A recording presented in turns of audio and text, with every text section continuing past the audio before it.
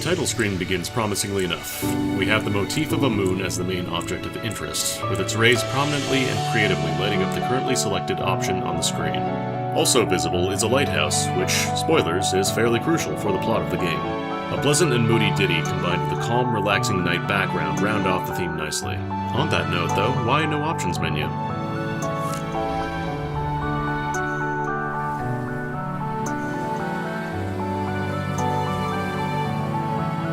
First, note the rather subtle foreshadowing of the people on the bench, which lasts for all of 2, maybe 3 seconds.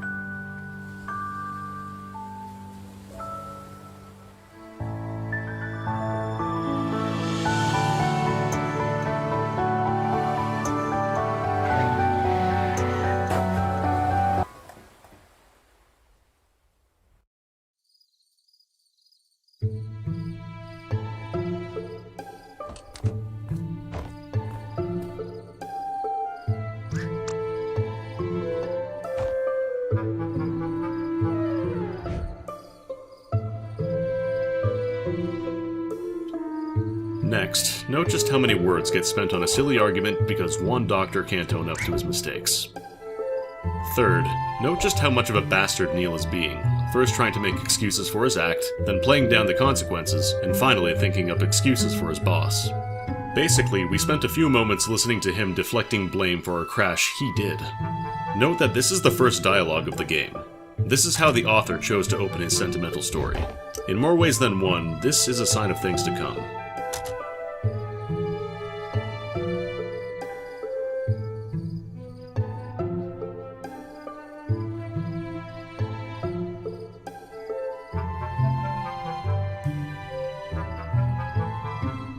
These small snippets of dialogue more or less just build on the situation established here. Besides that, the author is trying hard to make Watts sound like a smart crack, but honestly it just makes him look like a jerk, given the context of him having just rammed a car on the way to his supposed patient.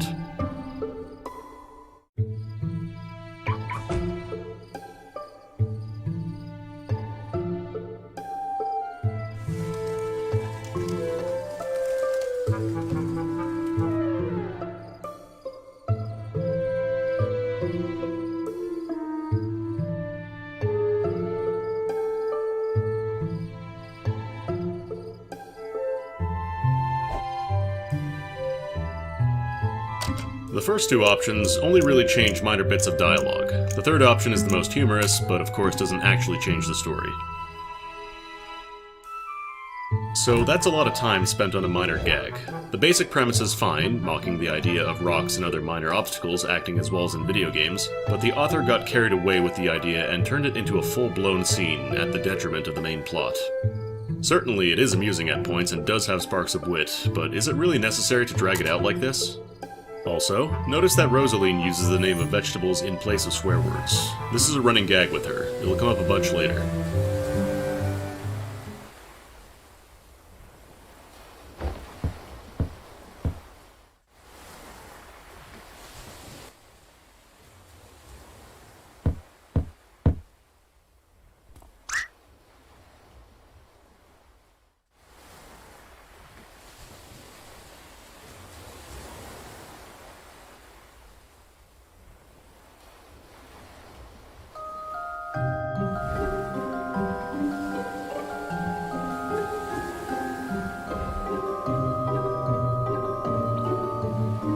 Unlike the last few times, this is actually good dialogue.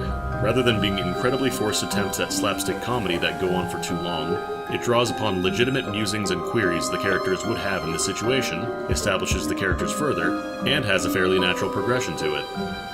However, once again note how Neil is acting quite abrasively, trying his damned best to annoy his coworker over their night shift. Perhaps this Neil guy is not a very good person.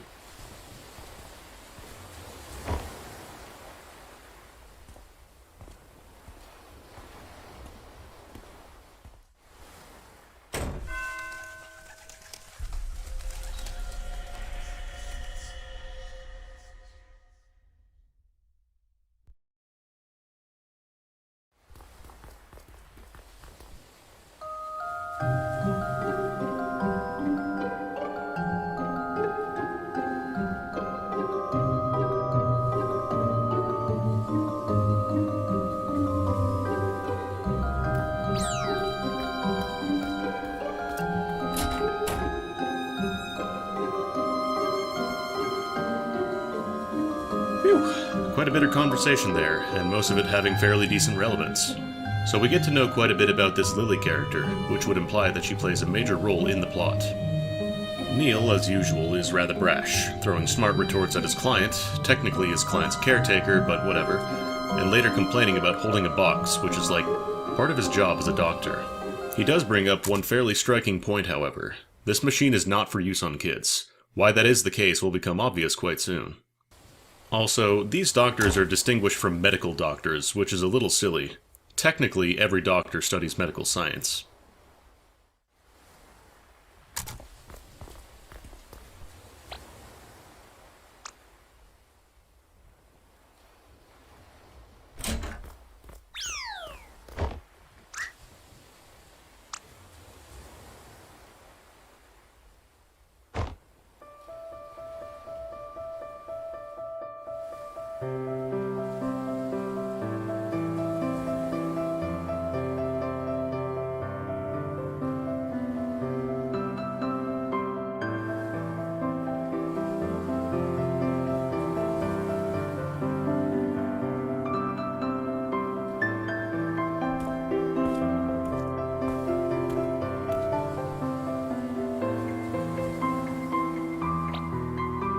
Mostly some exposition about the song the kids were playing. Rather interesting that the title theme basically exists as a song within the world rather than as part of the background. It likely has more than a passing connection to the patient.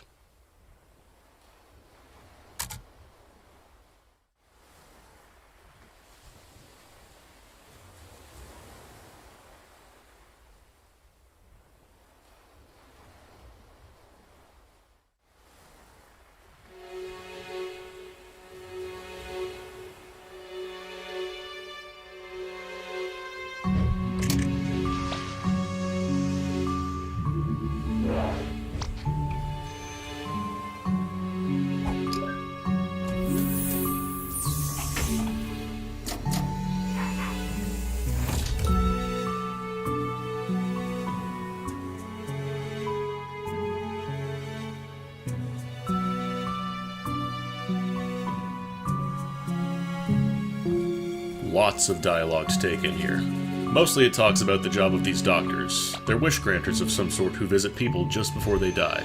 The patient here seems to have been a quiet loner kind of guy. Watts sounds quite overconfident and also rather rude, constantly interrupting Rosalene interrogating her client's caretaker. At least he does have some technical proficiency to back up the hot air. Two things of note. These doctors grant wishes to nearly dying people and have to use a machine to do so it's likely to be something involving the mind. Watts considers going to the moon an absurd wish, even though it's fairly plausible as one, especially on their deathbed.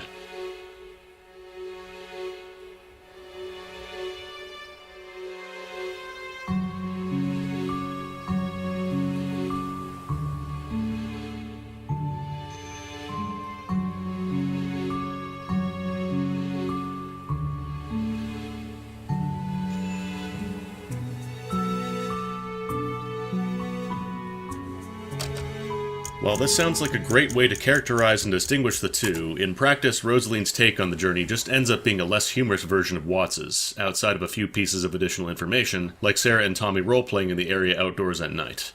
I'll just pick Watts and go along with it.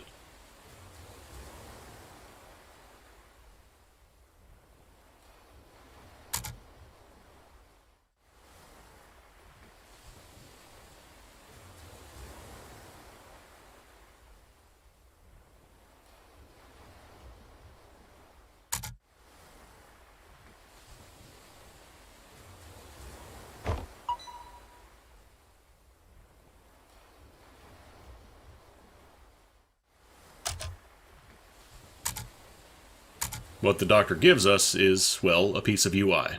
See that green bar with a heart monitor reading? That's what his device is. It has no relevance for most of the game, and mostly exists as flavor. Oh well, better than nothing, I guess.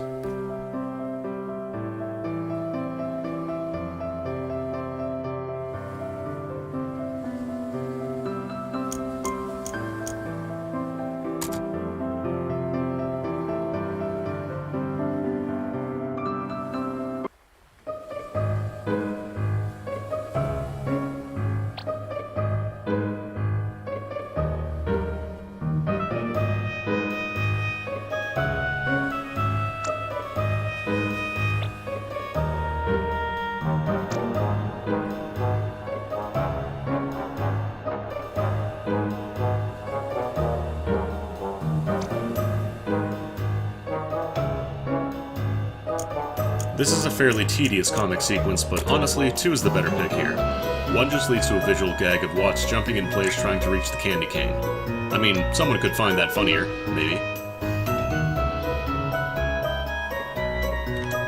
Pretty conflicted about this scene. On one hand, this is a fairly reasonable depiction of kids playing pranks, as well as a reasonable situation to set up. But on the other hand, it mostly exists just for the sake of some throwaway humor that adds fairly little to the plot. It would be an adequate scene on its own, but in here it just feels shoehorned in.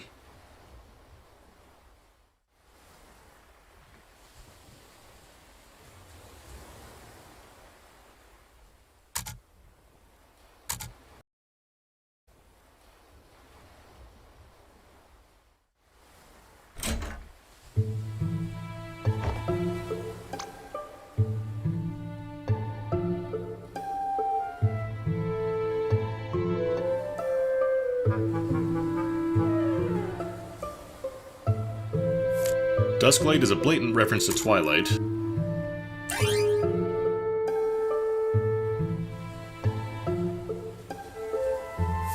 Pilgrim's Guide to Origami is an attempt at comic relief, having such absurd claims as being better than Wikipedia Origamia, because it's made out of paper and has bandages for paper cuts. And finally, The Emperor's New Clothes is all about the classic tale of a foolish emperor who wore nothing and claimed to have splendid new clothes on. All in all, a rather bizarre collection of literature.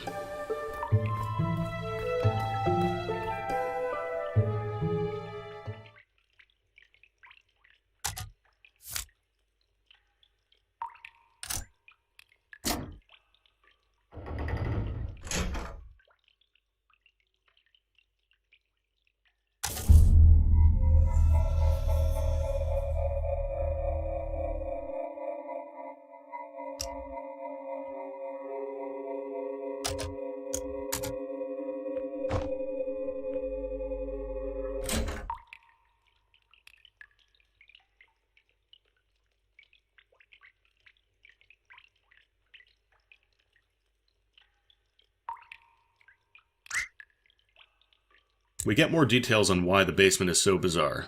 Turns out Johnny used it as his personal vault, with the locked room reserved for his most secret possessions. The kids continue to be mischievous, but for the most part their dialogue actually adds details and provides a decent background to the plot hooks presented here. Not sure why you would pick option 2, but even if you do so, you can still head outside through the main doors, where you're prompted whether you've changed your mind or not.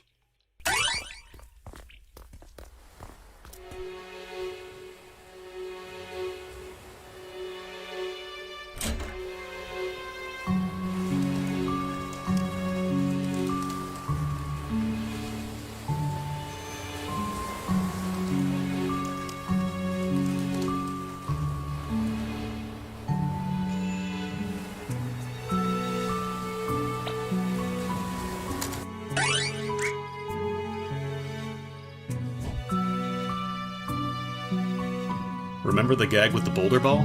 This scene exists mostly to justify it. It's adequate on its own, but the gag itself was too drawn out, tarnishing this somewhat.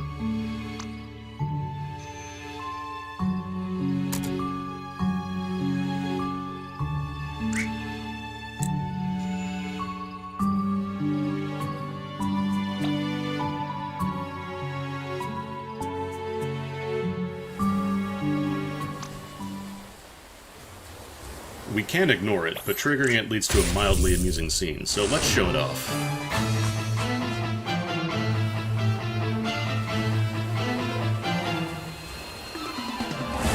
Just look at how disinterested Sarah and Tommy are. Neil is also missing some HP, foreshadowing some minor details way later.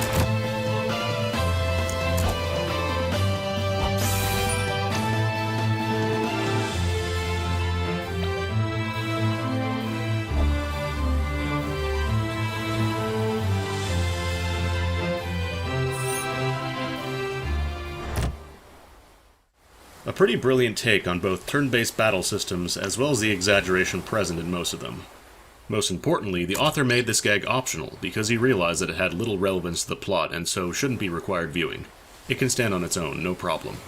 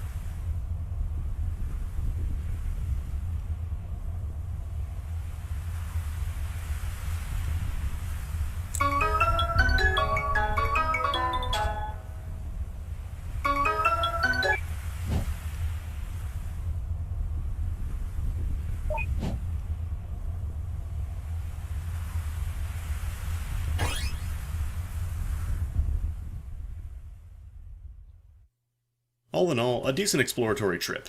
There were some bits and pieces of gags, but they never took too much time off the main plot, and in the one place where they did, they were made completely optional.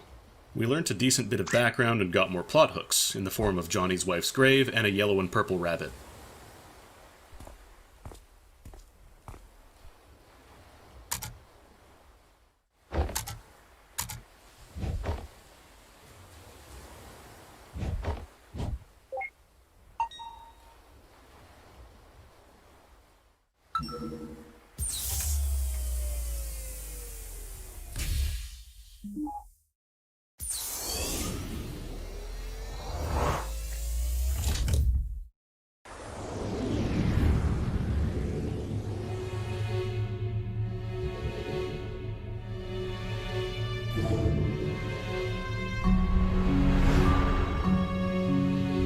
So yeah, this machine basically lets people view the memories of others.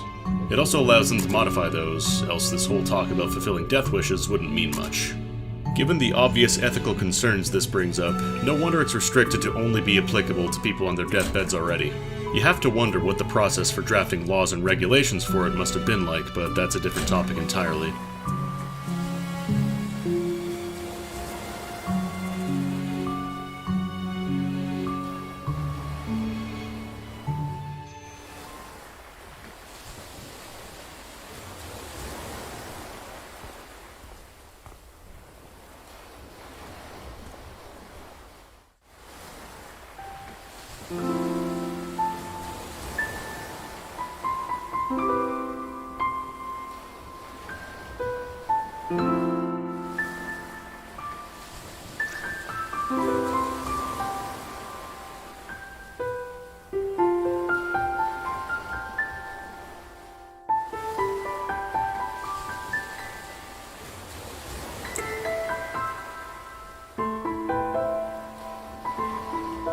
Alright, a big block of establishing text there.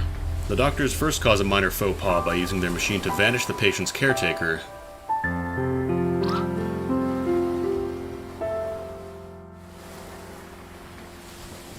then fight with each other before introducing their current task. You would think the priorities would be reversed, and you would also think that maybe using your awesome mind-bending powers to remove the sole company your patient has had for ages is maybe not prudent. Maybe.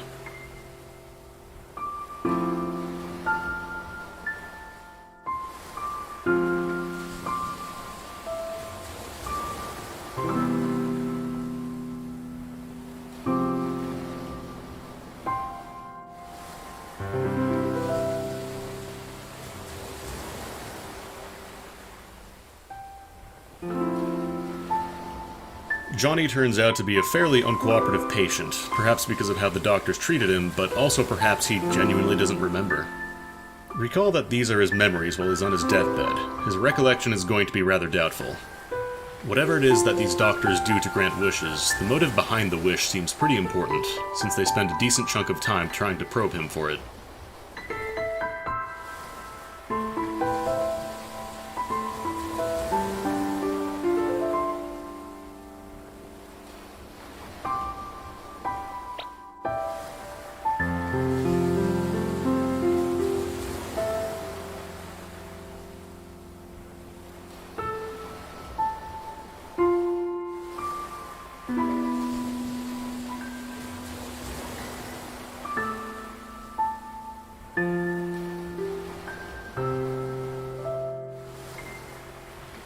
Eventually, they decide to do the smart thing and ask him for something to probe his memories by themselves even further, which leads to my next point.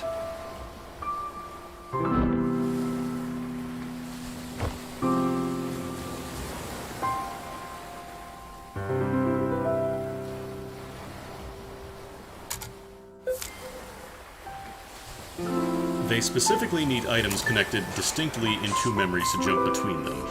This seems rather inefficient, but given that this is already a sophisticated machine that allows reading and manipulating memories, it can be overlooked.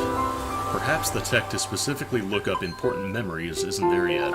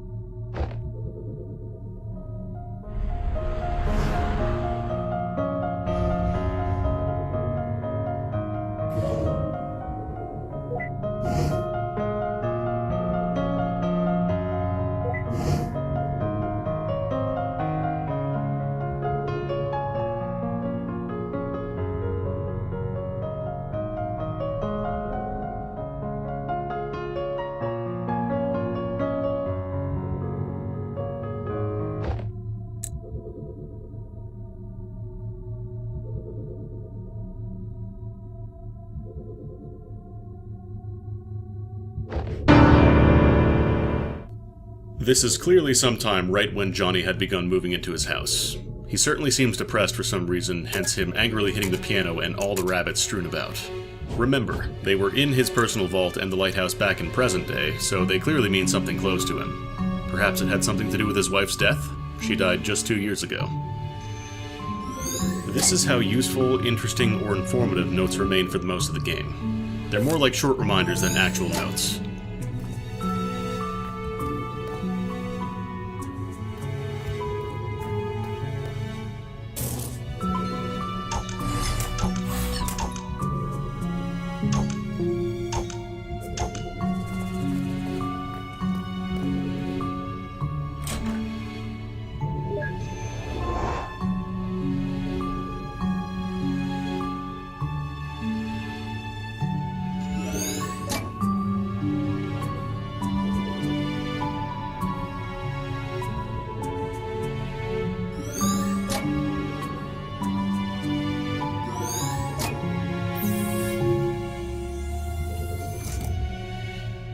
Not a whole lot learned in this memory. There were some personal belongings we were introduced to, like the Emperor's new clothes and the jar of pickled olives, but they remain hooks rather than messengers of the story.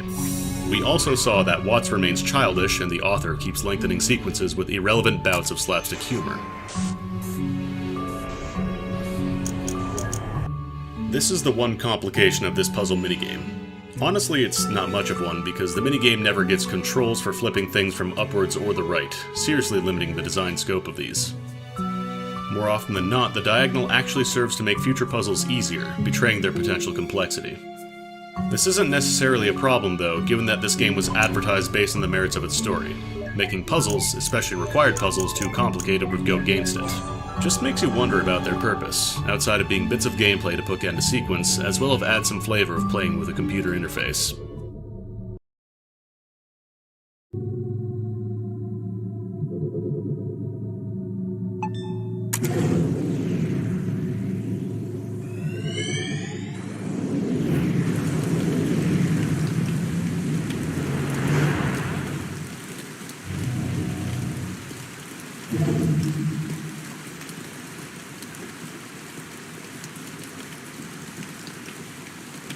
Demonstrated here is the issue of relying on mementos. If the memories linked by them aren't close enough, or miss vital information, or are too close, you run the risk of having a poor understanding of the motives you're currently investigating, or of blowing time looking at irrelevant or empty memories. I would sure hope these doctors knew about these shortcomings and prepared some contingency plan to deal with them. It would be embarrassing to fail because one memory with a vital clue in it got skipped thanks to the wrong memento being chosen.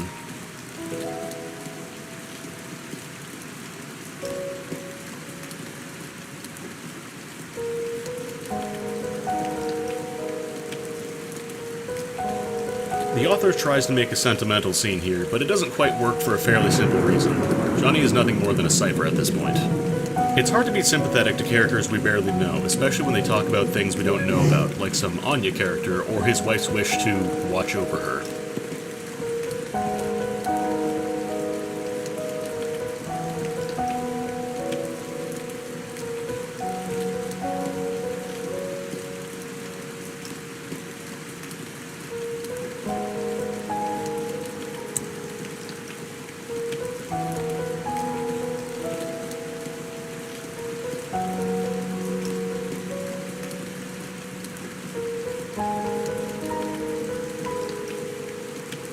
Now, this is not so bad if we consider it as part of a setup for a mystery, except the dialogue spent lots of words trying to make us feel bad for Johnny without really establishing much about him. I partially excuse the author since he's forced by form to tell his story backwards, but I do hope he gets better about this later.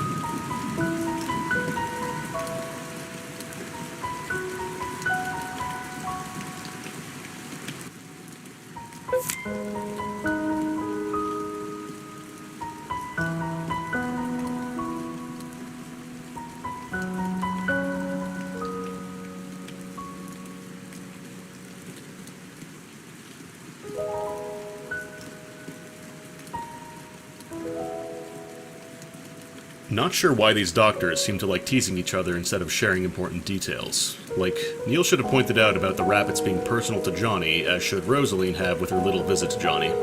In my notes, I described these doctors as sounding like a divorced couple, and even this early in the story, they're living up to it.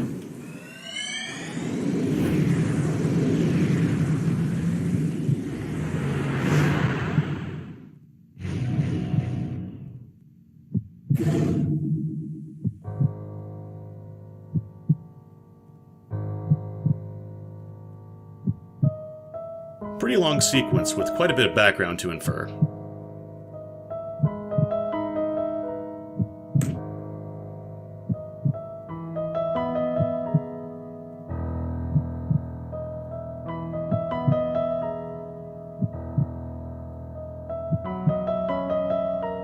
Basically, River wanted Johnny to build a house overlooking a lighthouse. This was so crucial to her that she chose death just so there would be enough money to build the house. Johnny had found out about their financial situation earlier and tried to blatantly lie to River about it, but she caught him quick.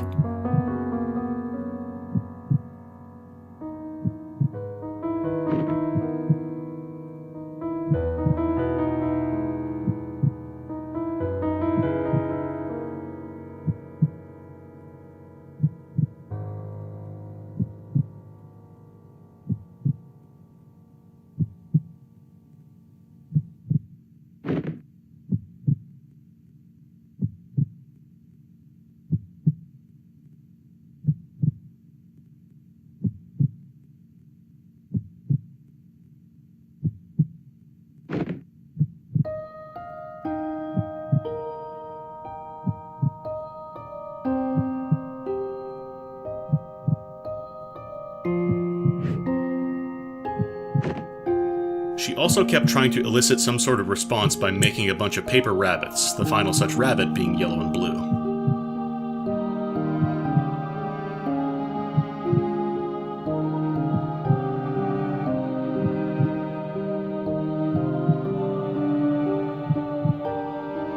Overall, a fairly competent scene. While it is perhaps a touch too dramatic, it actually proceeds to build on hooks from before and fill in details about the life of these two characters while making new hooks to keep the audience interested.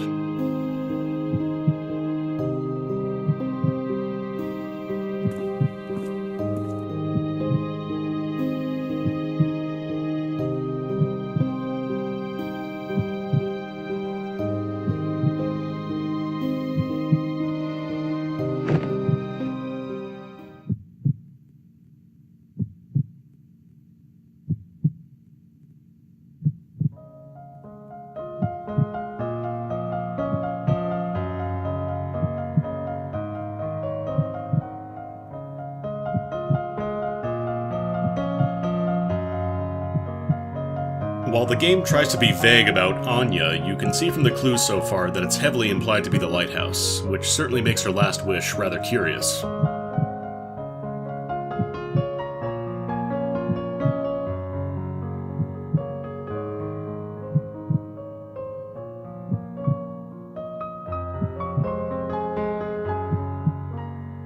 I also like that Watts subtly acknowledges that he was a dick earlier, and now asks Rosalene if she wants to leave with him or explore the memory on her own.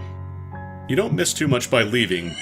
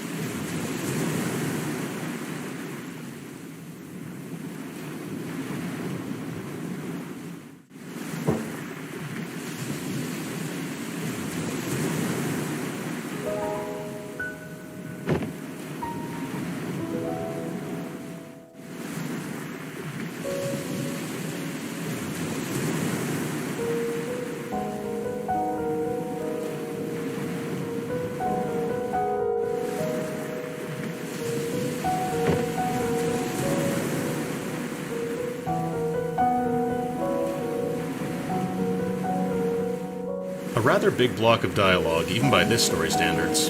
Most of it feels like squeezing water out of a rock. Again, the author tries to make a sentimental scene for characters we don't know much about. It did have some important details, like introducing Isabelle, hinting at River having a mental condition, and giving some insight into how and why Johnny decided to lie to River.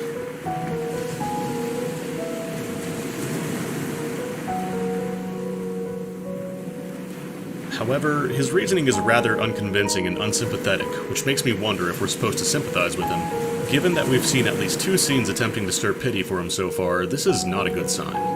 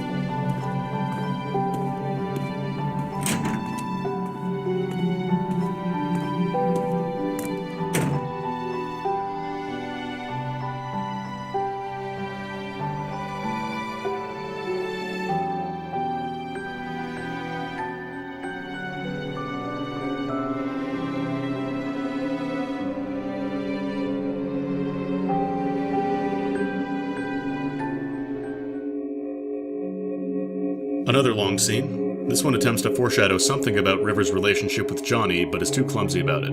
At least it does give us some more background over the house, as well as slightly explain the rabbits.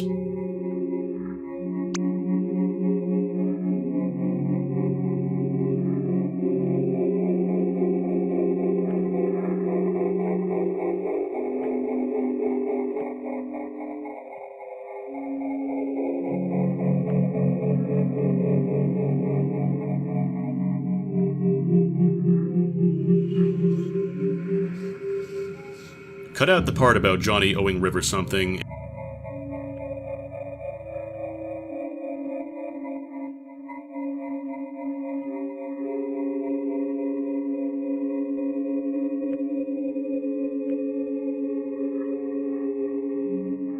and his rebuttal to Nicolas, and it would work better. Those parts are too direct to work naturally as foreshadowing.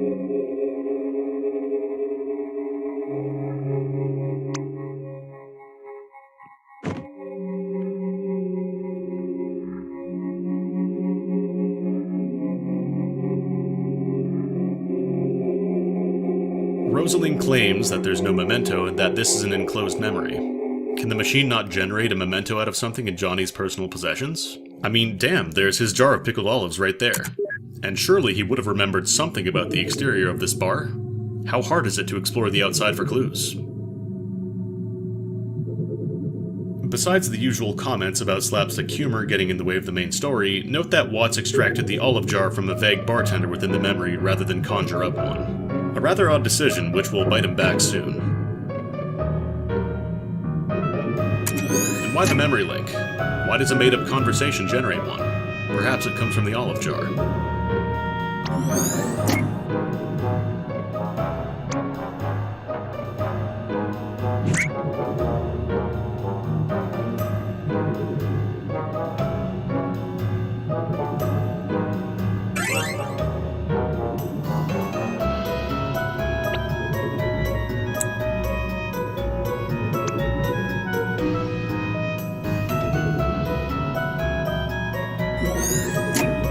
creates another memory link. Is it because Johnny is recalling some memories during this conversation? Remember that this is a made-up conversation by Watts, not something from Johnny's real life.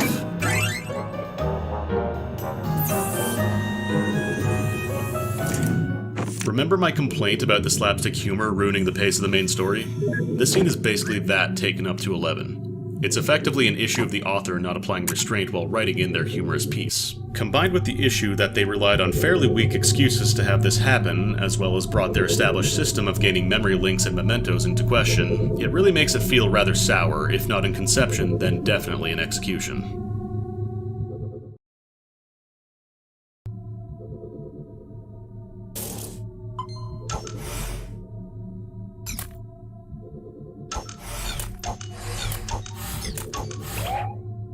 Basically, it's an attempt to build off a small gag Watts made while leaving Johnny's second latest memory. It wasn't particularly funny back then, and it isn't any funnier now.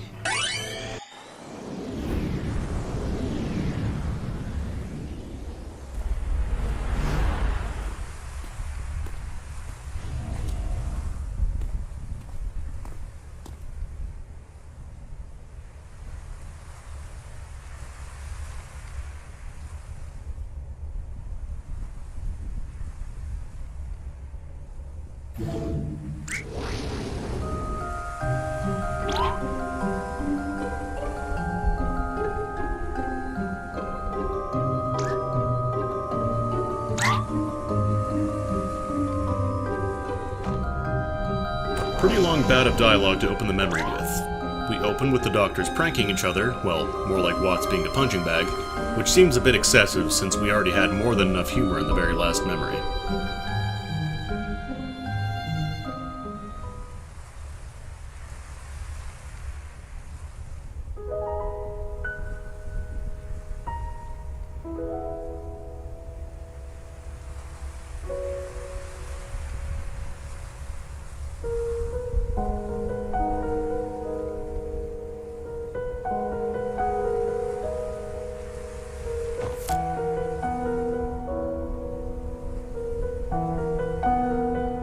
The conversation between Johnny and River mostly highlights the circumstances leading to the construction of their house. River was upset that it was abandoned, so Johnny decided to cheer her up by claiming the land for themselves and building a house to overlook it.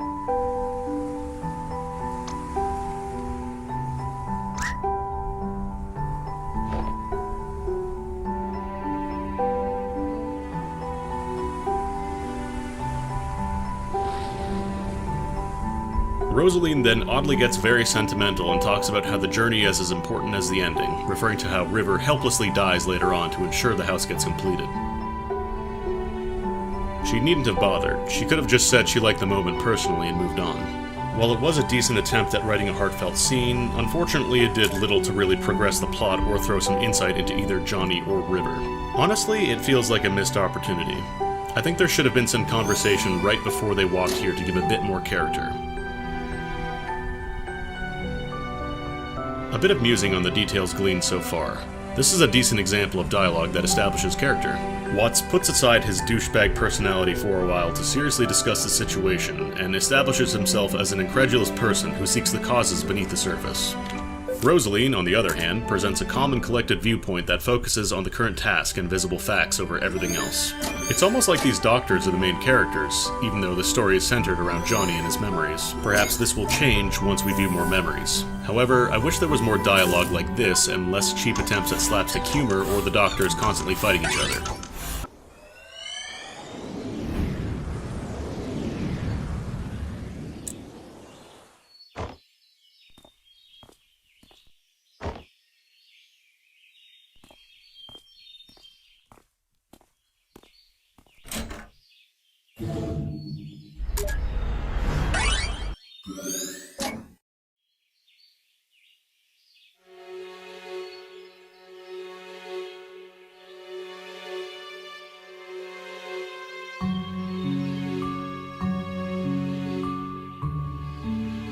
Presumably this scene establishes when River first started making these rabbits. However, it is extremely vague and doesn't shed much light on anything.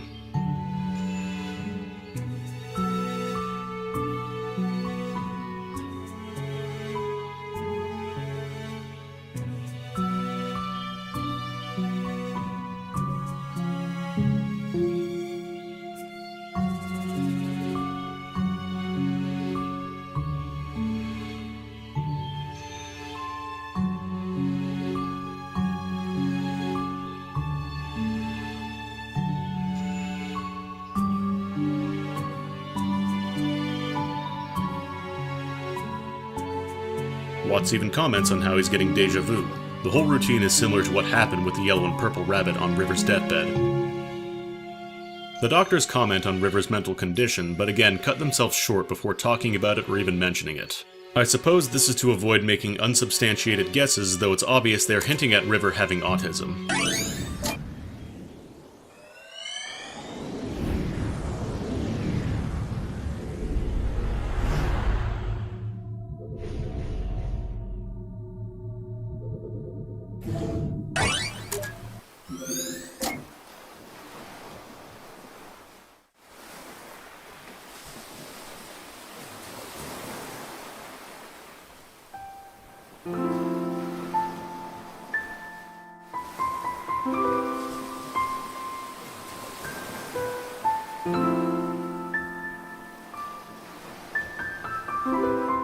Right off the bat, this scene does some blatant narrative cheating. We run into Johnny confessing something to River, but don't get to catch what it is, even though these being his memories, we should have been able to follow the entire conversation.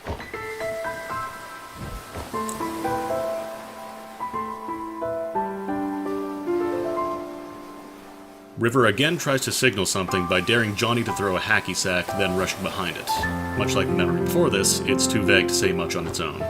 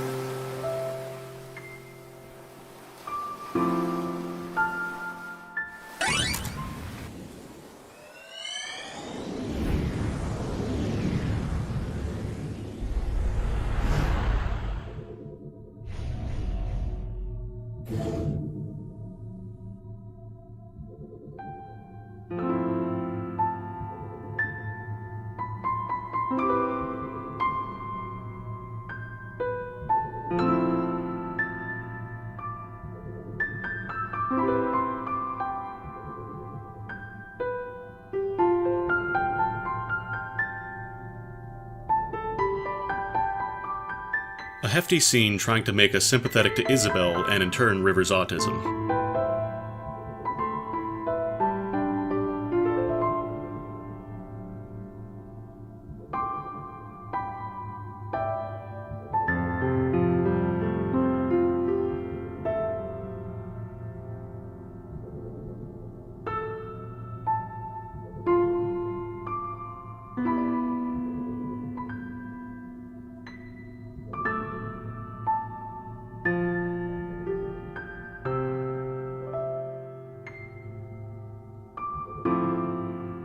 It doesn't really work because Isabelle mostly goes on about how she personally thinks about having to present a made-up personality to the world, while River doesn't really have much of one established so far, made up or otherwise. Unless you count incessantly asking about paper rabbits, or caring deeply about lighthouses to be examples of a deep underlying personality, I suppose.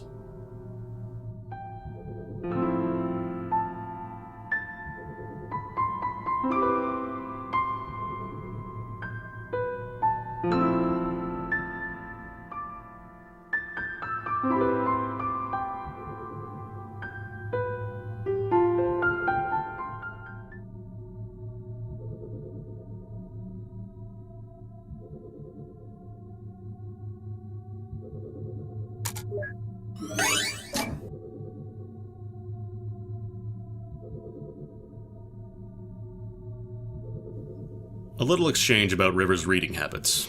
Not sure what point this is supposed to drive outside of River having autism and liking children's books. I mean, it does explain why Johnny keeps around a copy of The Emperor's New Clothes, but that's a fairly minor plot point compared to the hooks and mysteries presented to us.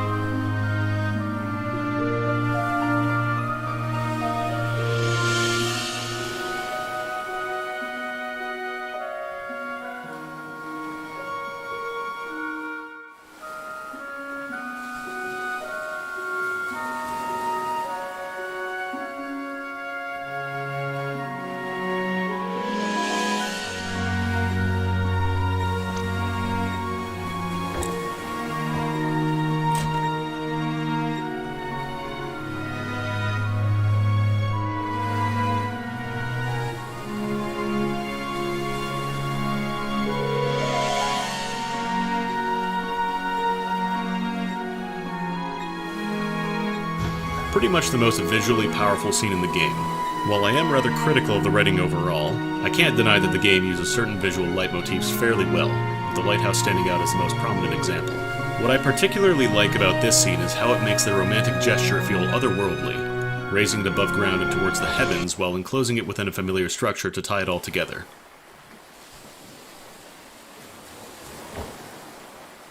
Aside from the romantic dancing in the lighthouse's light chamber, this whole block of dialogue doesn't do much. We get to hear Johnny and River talk about their feelings over marriage, but it's done in the most awkward way imaginable. Granted, it tends to be a tricky subject to handle in media and is complicated here by one of the couple being autistic, but even despite that, it had little insight to share.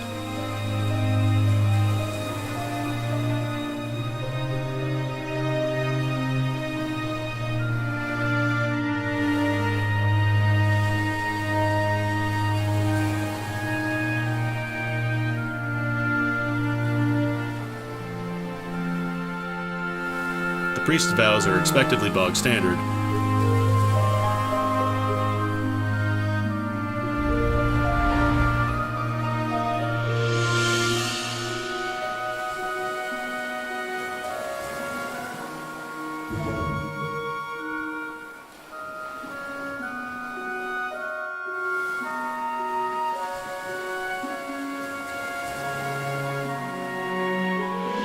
Dialogue between the doctors again mostly ends up being irrelevant humor, with Rosalene again getting weirdly sentimental and Watts being a dick.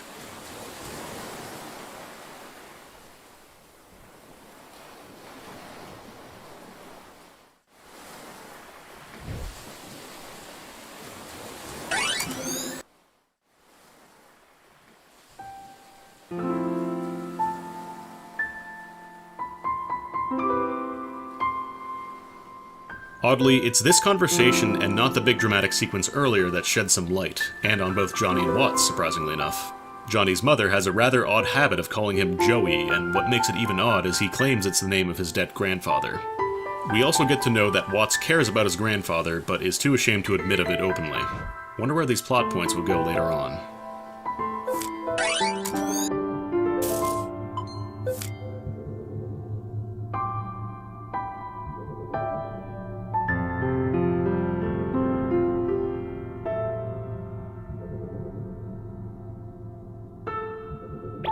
A conversation that had some promise before Watts ruined it. Not sure what Rosalene is referencing, but stuff like this is what the doctors ought to have talked about more and sooner.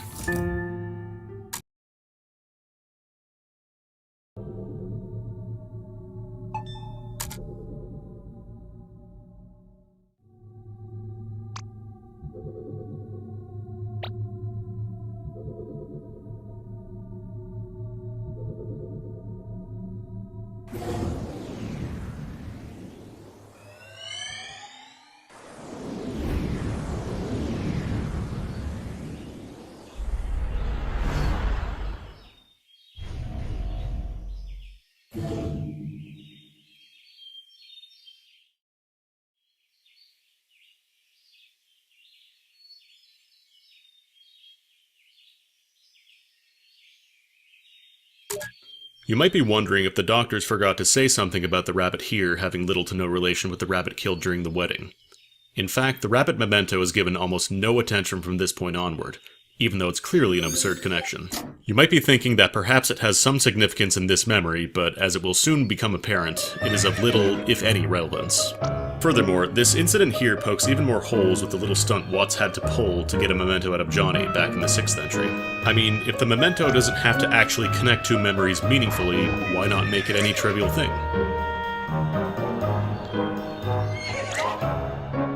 Not only is this yet another cheap slapstick scene, all that happens here is making Watts even more of a punching bag. We've progressed up to Johnny's premarital life now, and this is where the doctors stand. Still too absorbed in their petty squabbles to usefully deduce anything about the patient or his request. Her note berates Watts and gets rewritten by him when he rejoins. That's one of the few genuinely funny moments in this game, and is also likely the only reason to visit the notes page.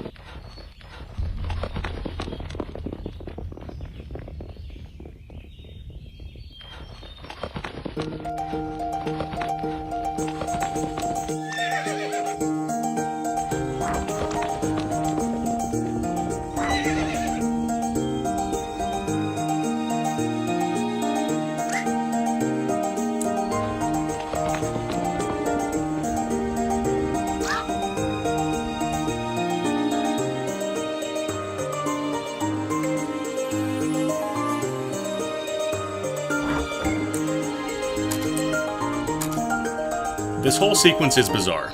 We end up doing little in terms of investigation, mostly just ramming people with an ethereal horse and unscrewing Watts out of a mess he got himself in. I also have to comment on how odd the memory links are. Is simply touching the patient's relatives enough to make them now? At least the memento makes some sense this time.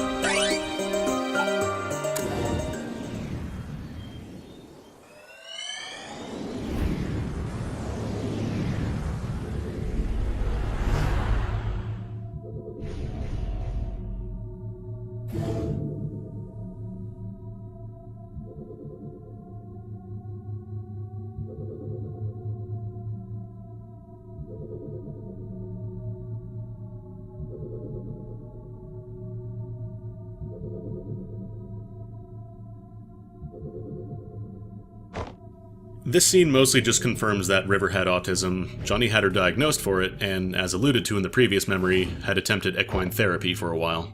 It's rather dreary and long-winded for what it does, especially since it doesn't progress the plot in a meaningful manner.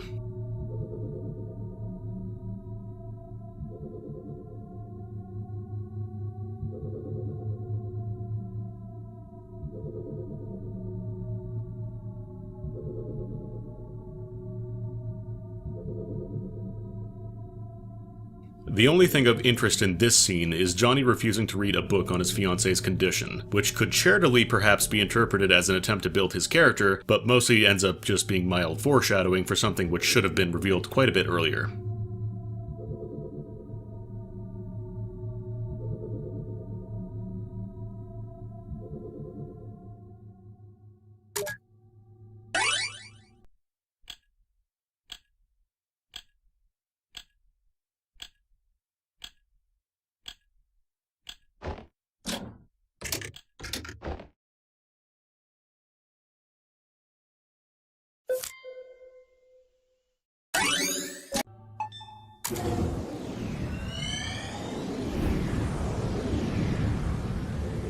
The clock is another nonsensical memento. It has pretty little to connect it to the clock back in the clinic, especially since this one doesn't tick, and is in a room generally filled with people. Note also that, contrary to most memories before River's death so far, this doesn't have River near or alongside him. The doctors will make much of this fact soon.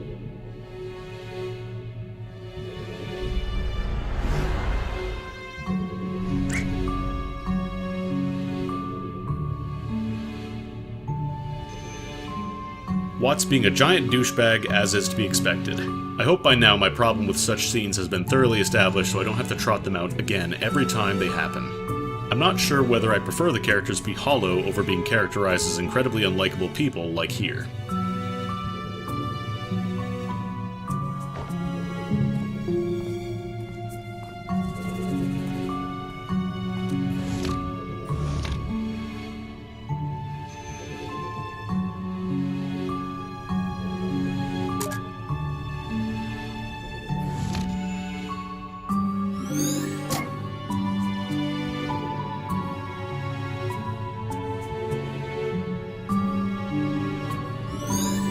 So, is trying to interact with Johnny enough for memory links now?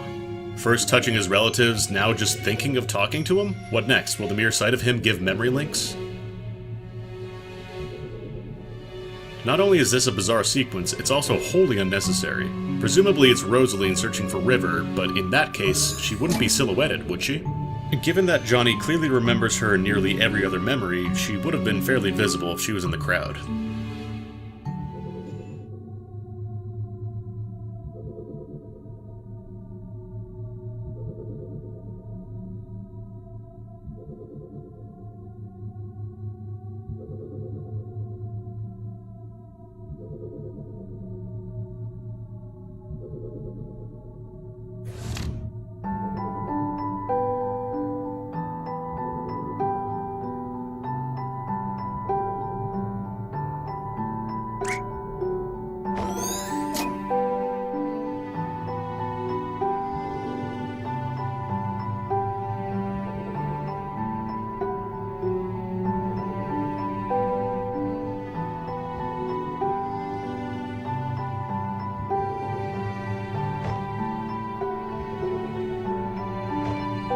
While the scene above was clever about displaying River's autism and how it influenced her relationship with Johnny, it again failed to build the two any further than currently established.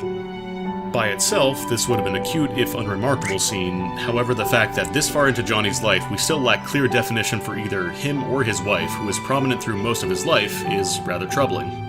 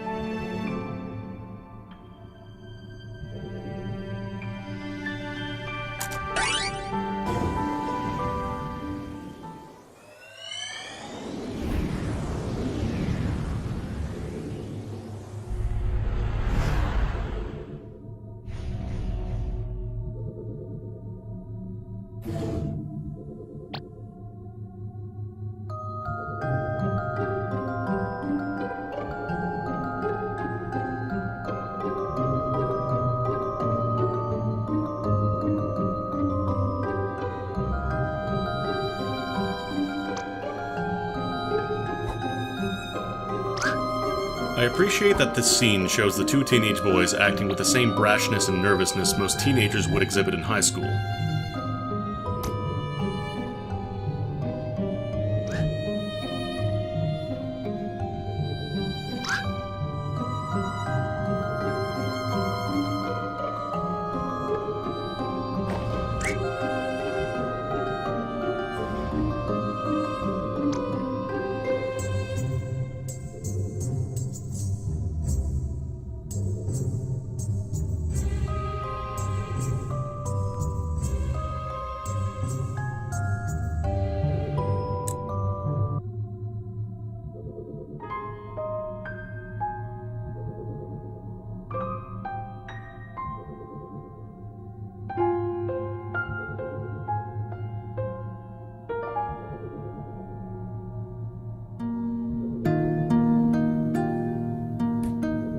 And the dialogue between our couple here is a clever play on just how awkward his nervousness meeting her autism is.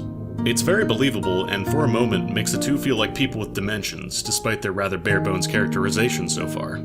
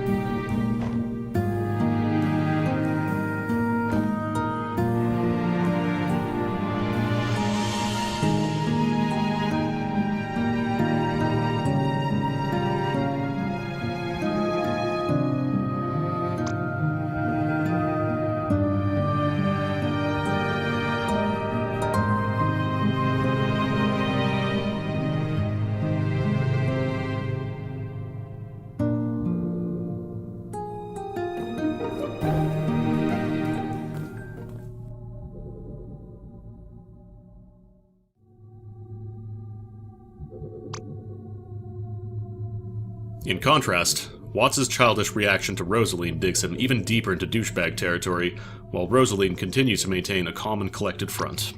I must say, I'm seriously impressed at how dedicated she's been to the work, her odd bouts of sentimentalism and squabbles with Neil notwithstanding.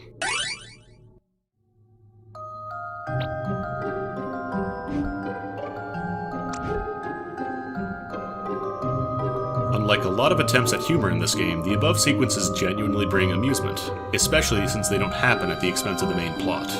The best one in my opinion is the one involving the art teacher making their class draw barrels, because it really channels both their absurd belief in contrast Johnny's and Nicolas's attitudes toward it, while being couched in believable words.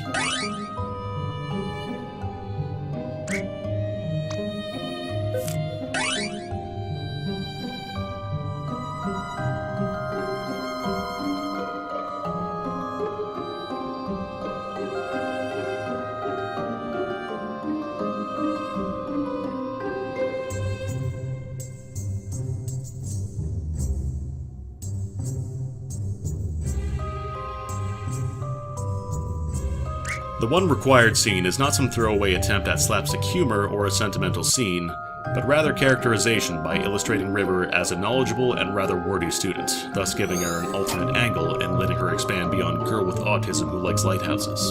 Unfortunately, the story will make little effort to capitalize on this.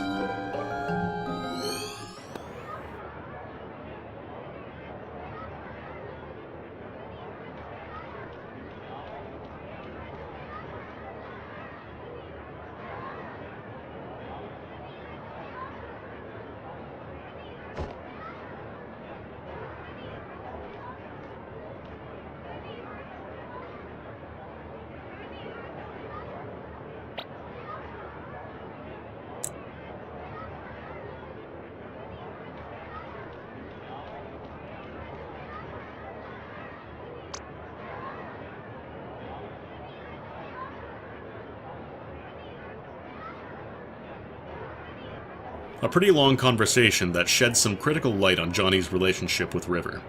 Basically, he started this relationship for selfish reasons, and it would seem like part of that remained later, all the way until River died.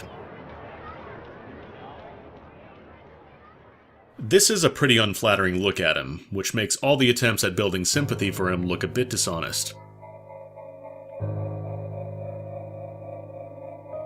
Nicolas is depicted as a very pragmatic person with fairly accurate insights into people. He also was bold about calling out Johnny's wrongs here. It's a shame he seems to not play much of a role later in Johnny's life. Perhaps some of his insight could have rubbed off on Johnny and given him a happier relationship.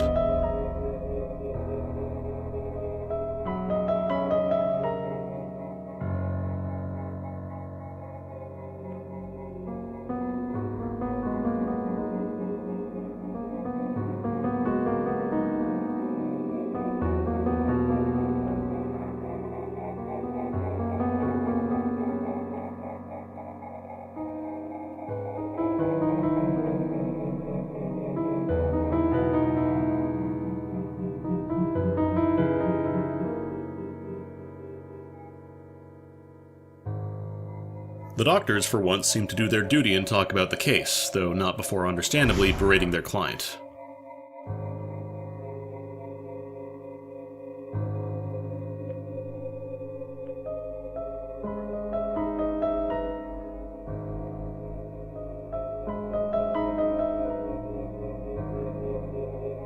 Rosalene rightfully seems to think that there's a deeper cause behind River's rabbit making, and that being triggered by Johnny's confession of his embarrassing crush doesn't mean it was the primary trigger. I wish it was Watts who made this observation instead. As much as I've been hard on him, it would fit nicely into the brief characterization he got in the 7th entry of being an incredulous person who looks beneath the surface of the situation. But instead, it's Rosalene who upends him, making him feel redundant even when he's not being dickish. One last thing. Even though the game pulled some blatant narrative cheating, there was no good reason to keep his motivation for proposing to River under wraps. Showing it back then would have made his conversations with Nicolas and Isabelle have more weight, as well as perhaps show character growth if he'd been written to be more genuinely concerned and caring for River, and more apologetic for his crush.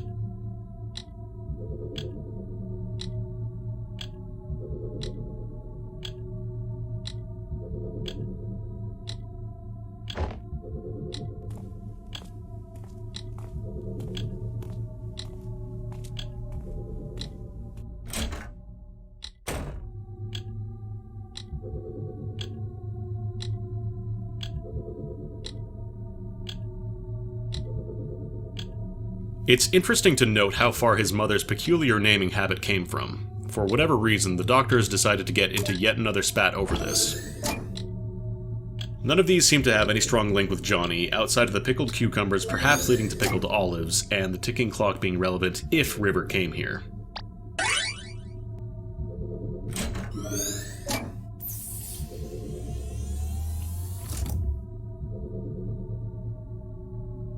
If you were paying attention, you would realize several odd things about Johnny's room. First, the football is a memento, even though Johnny has never been shown as particularly physically inclined. Second, and more notably, he has a bunk bed, even though we've not seen him have a sibling so far. This is incredibly suspicious and foreshadows something big later on.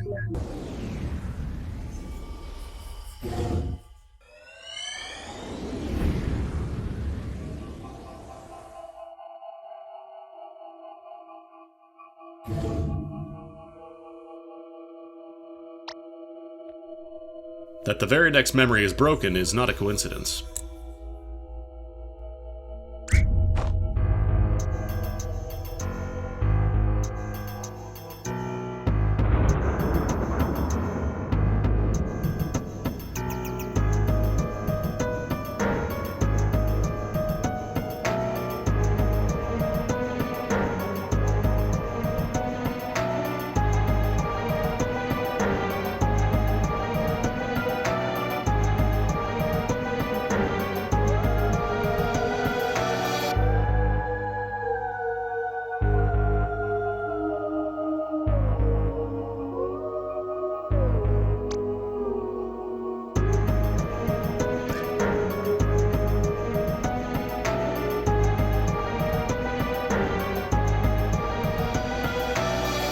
Rosalene claims that they can grant his wish since they've got his teenage years saved, but this contradicts her dialogue in the 4th entry of the series, where she said they would influence his childhood to grant his wish.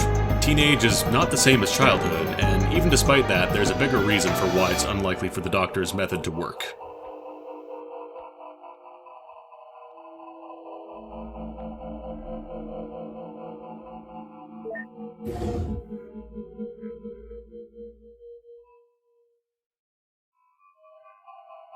Furthermore, there's a small attempt to depict Watts as invested in Johnny's story, but given his incredibly abrasive personality and remarks so far, it does too little for me to buy it.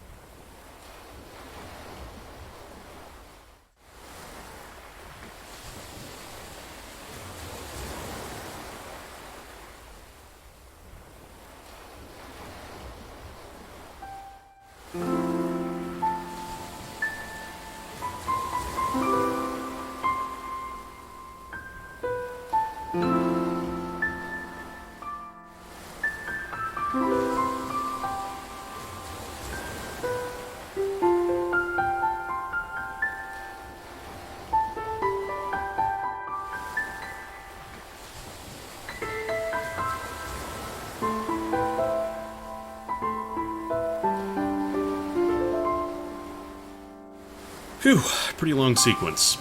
Neil explains a bit more about how the wish-granting procedure works. Essentially, the doctors have to tap into their patient's mind and create a logically sound sequence of events which the patient finds believable. This then leads to a new set of memories being generated and replacing the old ones.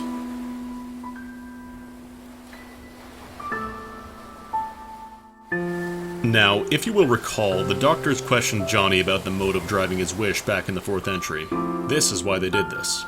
If you were paying attention, you would notice that none of Johnny's accessible memories ever hint at any solid motivation for going to the moon, nor does he seem to be able to recall one in their latest visit to him. So, despite what the doctors say here, their procedure is unlikely to succeed. Guess how long it takes for them to figure this out.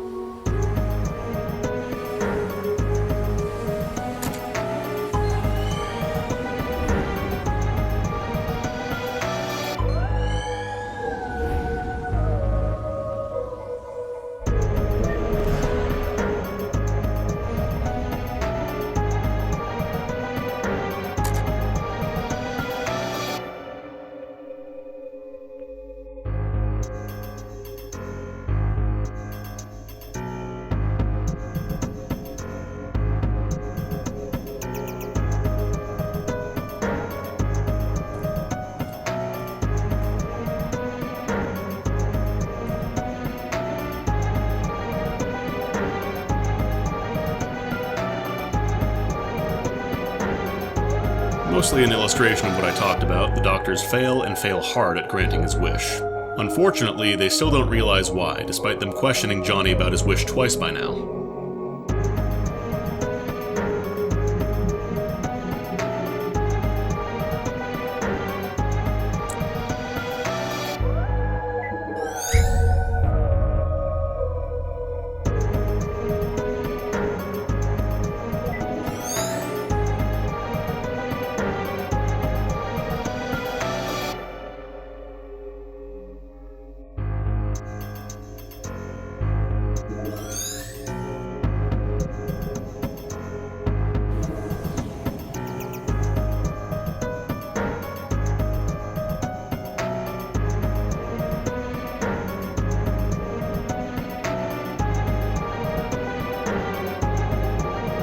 Instead, they get the idea that perhaps his desire needs to be provoked from his teenage memories, which contradicts what they said they would do.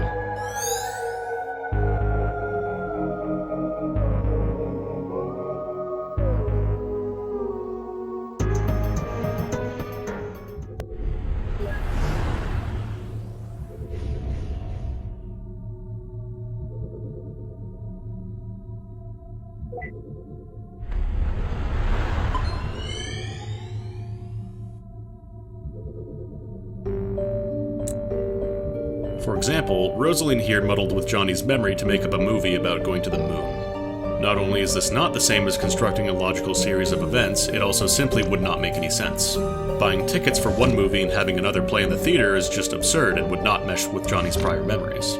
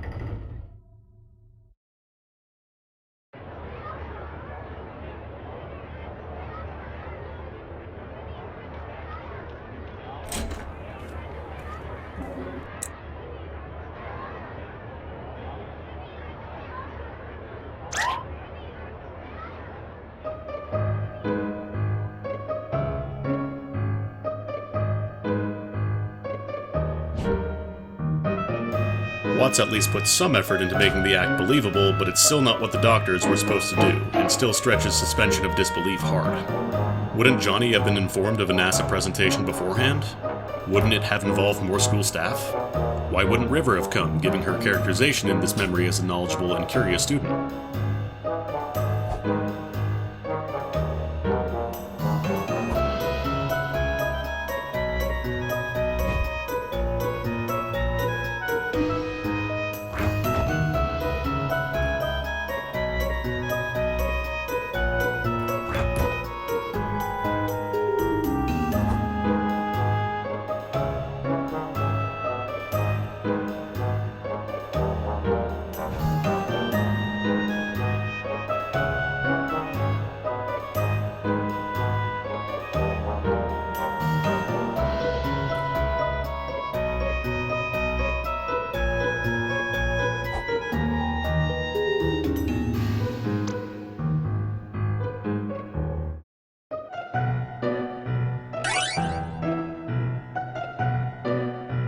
Not to mention, the presentation itself is mostly a dull rundown of facts about the moon and little about why anyone should become an astronaut.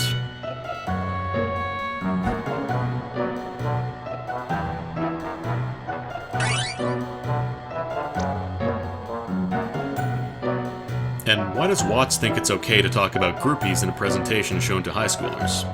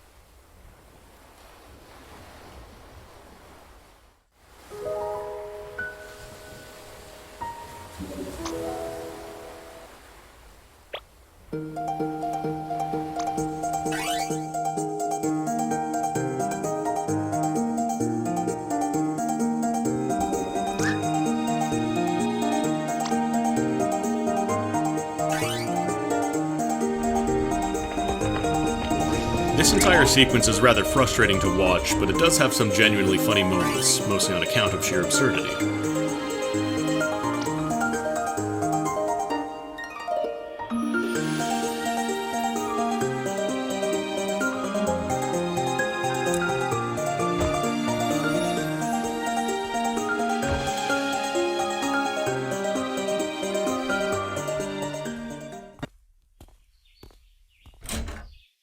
So yeah, they tried to trigger a desire for a lunar trip in the most absurd and least believable way possible, rather than attempt to do their job or understand why their efforts failed. It's especially frustrating when the doctors themselves acknowledge that the procedure requires understanding the patient's motivation, which they clearly do not. And the only reason they do this is so the author could insert some slapstick humor. There's a reason I keep complaining about them, especially when the author is willing to sidetrack their story this hard to include them.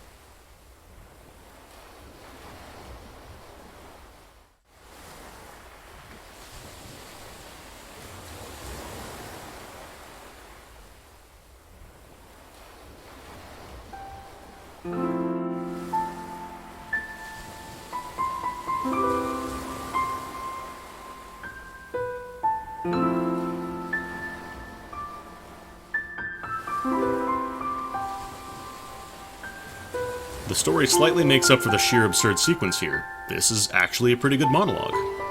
It has Rosalene ponder relevant information about her case and come up with a sensible hypothesis worth testing.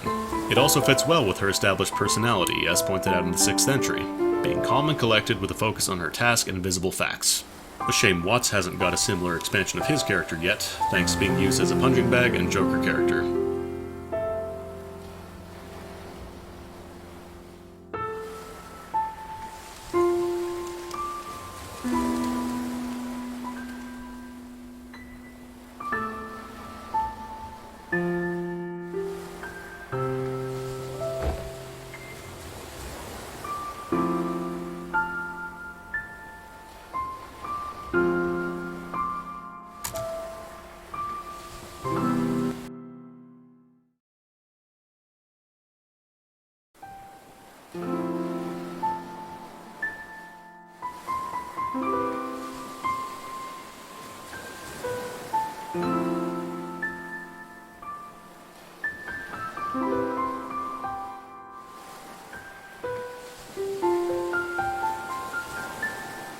Minor nitpick. How is the smell of a dead animal getting there? Isn't the house situated on a fairly high cliff, to say nothing of the effect of winds potentially blowing away from its front?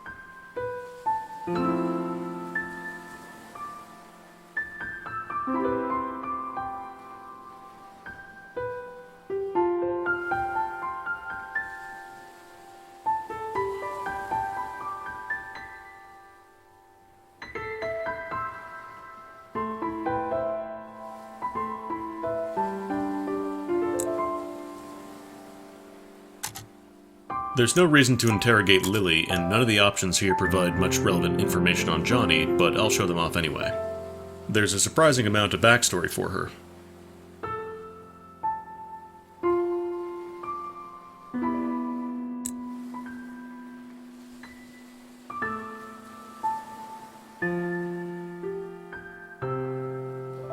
See what I mean? And in case you're wondering, no, she doesn't play a more important role in the story. Not sure why the author bothered fleshing her out so much. One interesting detail is her mentioning that her husband was a soldier who went overseas and died in action. Given what we've seen of this world so far, it is perhaps a distant reference to the Iraqi and Afghani campaigns organized by the USA.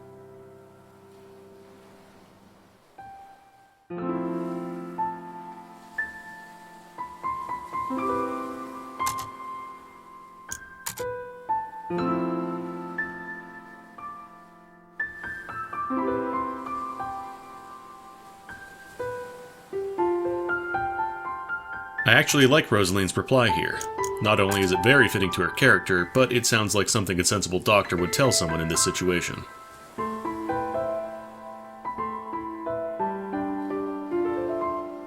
This is a weird conversation. Do neither of them know about wills? Has Lily not read Johnny's will? Or did Johnny not write a will, even though he's the last direct living member of his family? Abandoning a mansion for an uncertain position just because the master died sounds rather unwise.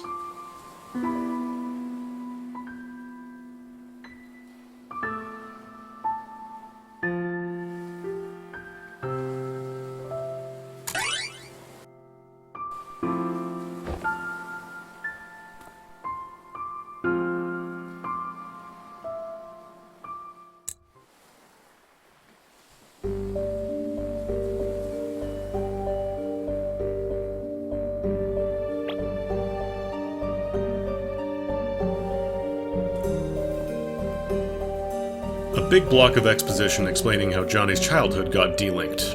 I do appreciate showing Neil as the one willing to ask questions and find the underlying details, but like a lot of the writing, it ends up not advancing the plot enough while taking up lots of space.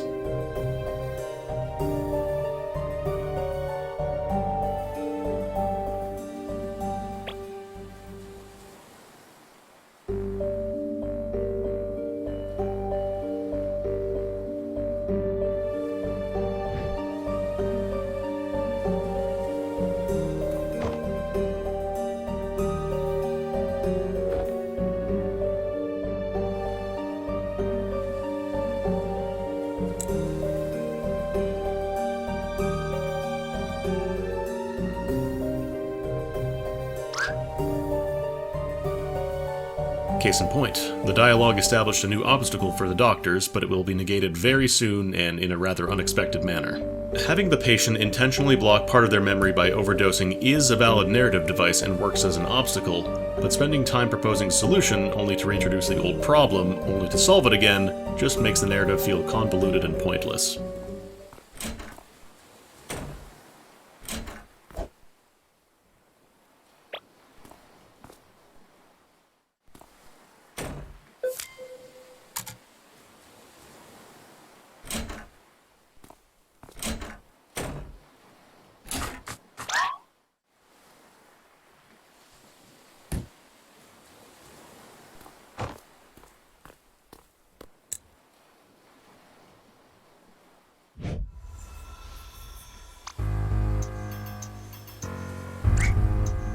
Yep, the author took all of one scene to solve an obstacle that was removed and reintroduced in the previous scene.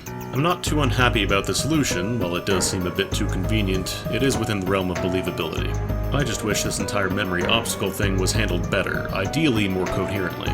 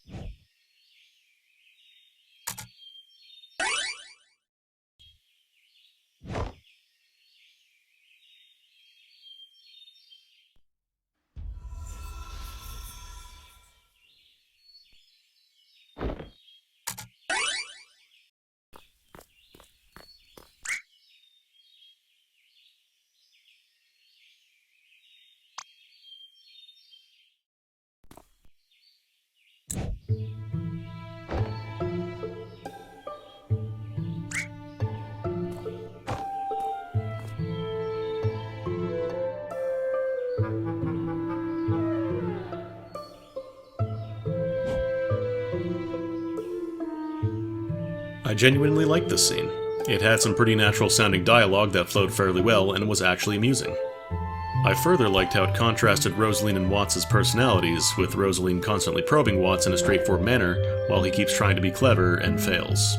Too bad it happens in such a contrived sequence of events.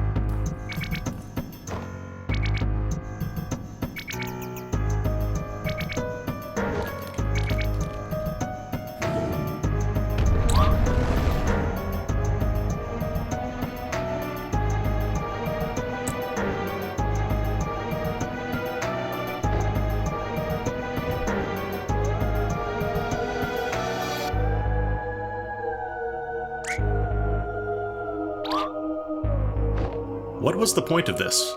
Wasn't the idea just that exposing the patient to a smell from their past memory would relive their childhood ones, at least in the machine?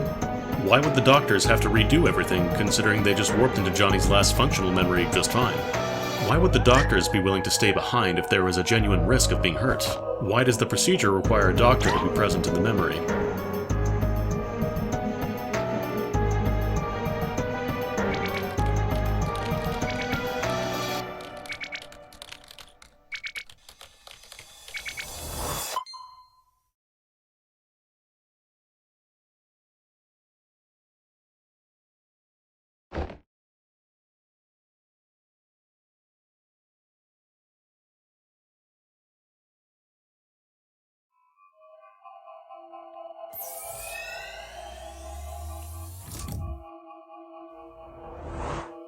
Clearly, they didn't do anything to actually fix the situation while in there.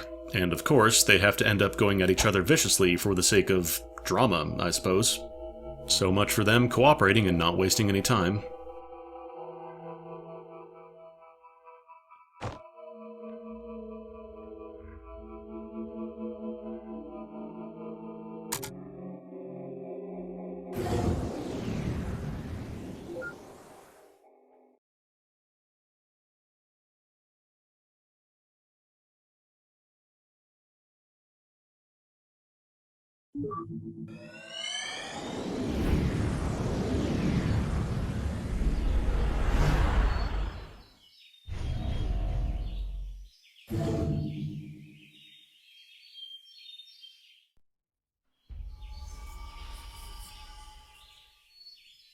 Aside from Rosalene proving herself to be more observant, the author is really laying the foreshadowing thick here. I'm not sure this was needed. If anything, I would have preferred it to have either stuck to subtle clues, or for Rosalene to have directly brought up what clues she got from Johnny's room to Neil instead of merely strongly hinting at it.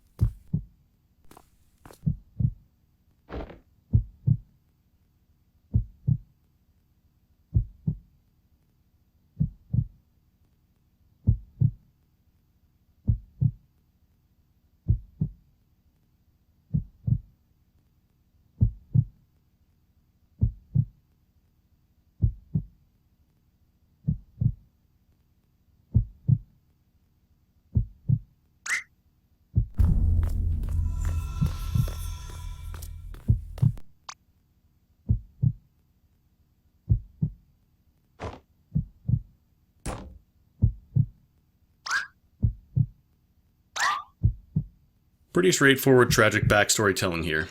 It does effectively recharacterize Johnny's mother's odd nickname for him as something way more dark, and explain why Johnny blocked his childhood memory, but doesn't address the issue of Johnny still being a cipher with largely negative traits, thus making empathizing with him hard. Had he been defined better as a character, this would have been a huge, hard-hitting moment. Alas.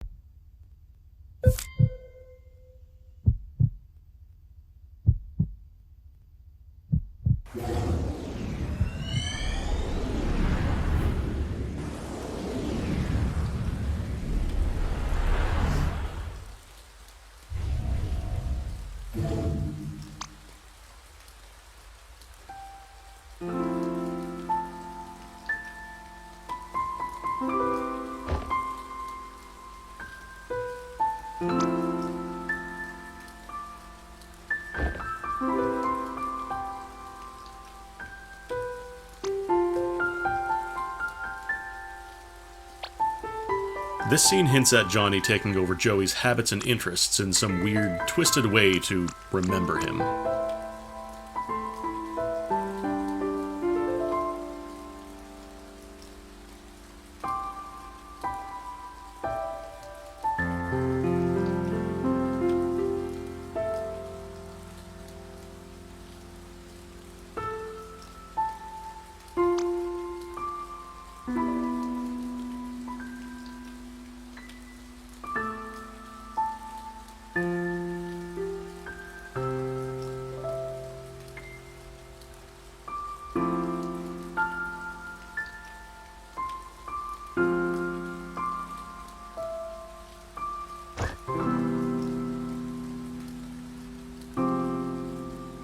This becomes especially creepy when you consider that it's implied that Johnny's mother treated Joey as her favorite.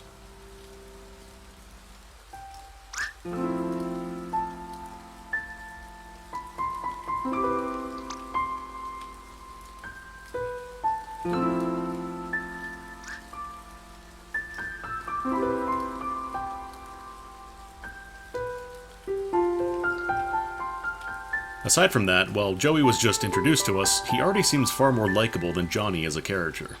I wonder why the story didn't focus on him. Perhaps the writer couldn't figure out how to write a romance involving an enthusiastic and charitable guy? Not that the romance he did write is any good.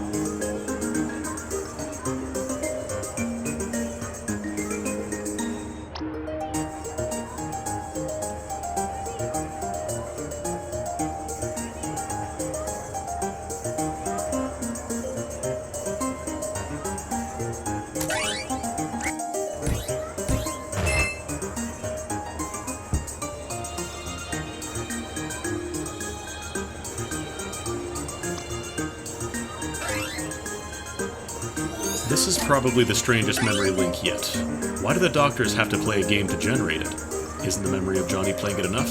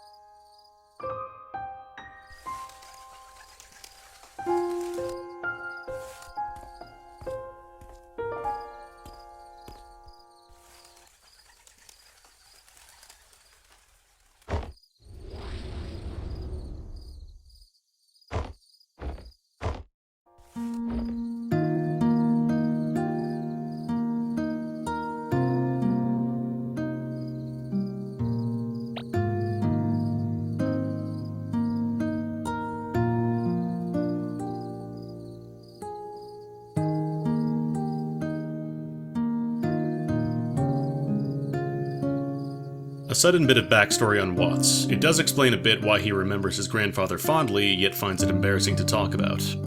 However, it has little to no relationship to the story of this game, and mostly just exists as a weird side detail.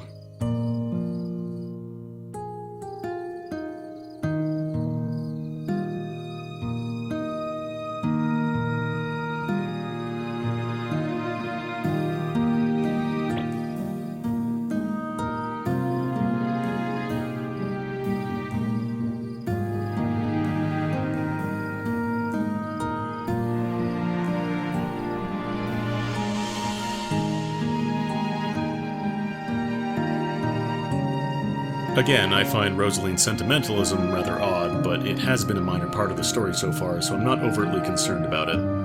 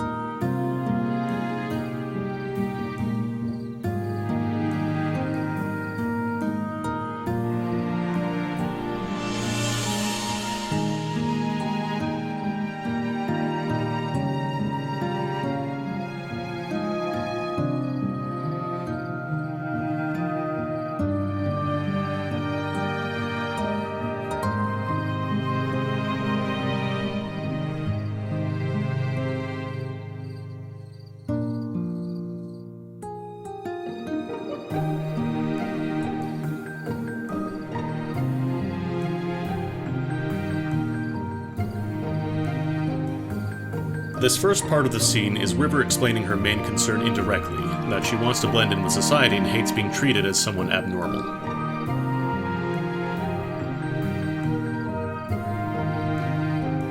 John's concern is far less sympathetic, though not invalid, trying to be seen as someone unique while having the limits of a normal person in his life.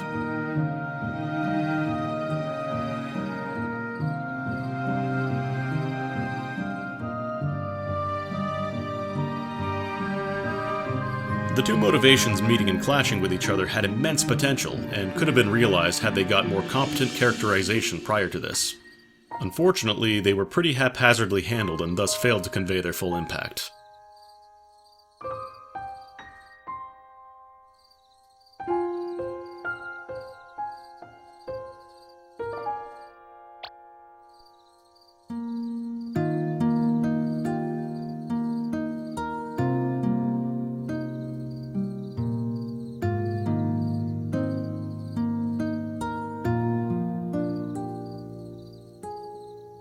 The second part is mostly an explanation for why River ended up obsessed with making rabbits in response to Johnny's confession. They had played a game of star spotting involving a constellation with the moon at the center as children, and she wanted to remind Johnny that their first actual meeting was here, not at school. Perhaps she wanted to absolve Johnny of guilt by doing this. Alas, her autism made her fail at conveying this properly, and all she could resort to was signaling him repeatedly, which failed because he had deliberately disconnected his childhood memories to get over the trauma of losing Joey. While this is a pretty tragic tale, it loses a lot of impact again thanks to poor characterization. Regardless, this scene itself is quite competent, and in a better written story would be incredibly memorable and emotional. Unfortunately, it can't quite rise there thanks to the circumstances surrounding it, and so remains nothing more than a decent portrayal of two kids, one with autism, hanging out and enjoying the sights together.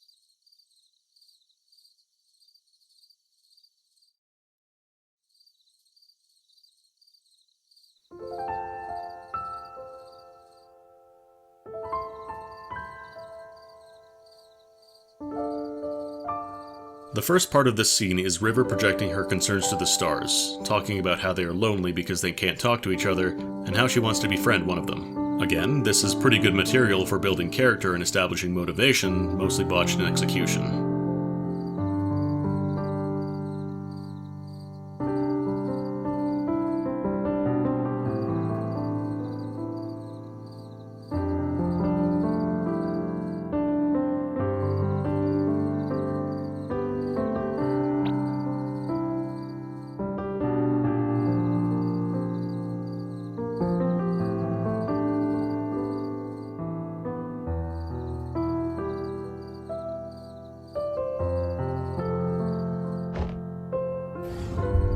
The rest of the scene mostly fills in the rest of the blanks. River keeps the platypus doll around because Johnny gifted it to her in her childhood. The hacky sack was again another gift from Johnny, which she tried to use to make him recall this meeting.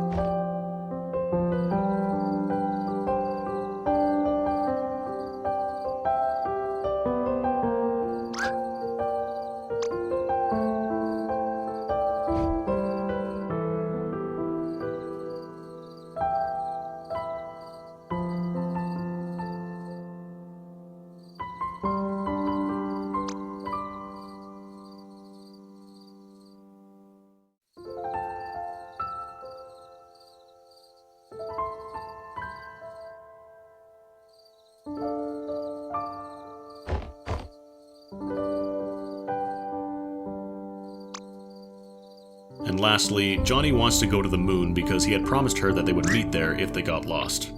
Just note how dubious the last explanation there is. Johnny intentionally blocked out his childhood memories to the point that even repeated signaling by River doesn't get through. Yet somehow, a single childhood promise influences his motivation in his old age. How is it this important to him? Wouldn't it have been more believable and poignant just to have him want to understand and satisfy his wife as a dying wish? The whole thing feels like a very stretched attempt at making a huge and shocking plot twist for the sake of one.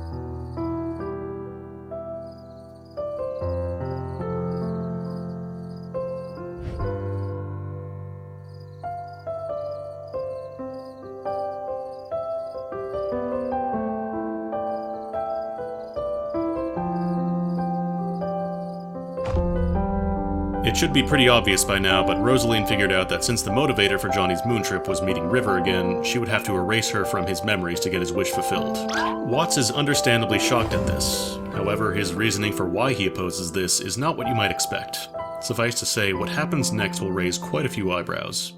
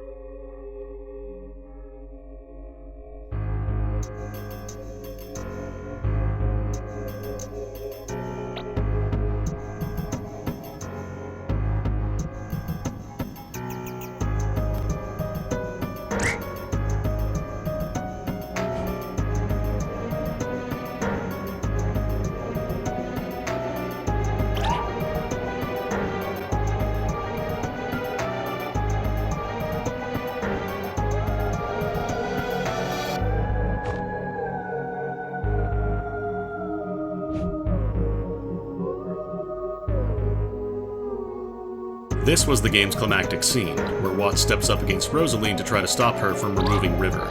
It was his chance to redeem himself. Unfortunately, he botched it by being intensely emotional and making a bunch of weird claims, like the idea that Johnny was happy because of River, or that the doctors somehow understand what makes Johnny happy better than he does. Again, this was an idea with potential. A doctor giving up on an operation for ethical reasons is a valid plot point and could be quite strongly written, but Watts' reasoning just fails hard here. It doesn't help that Rosalene tries her hardest to be reasonable and that both doctors are quickly running out of time. This was no time for them to argue.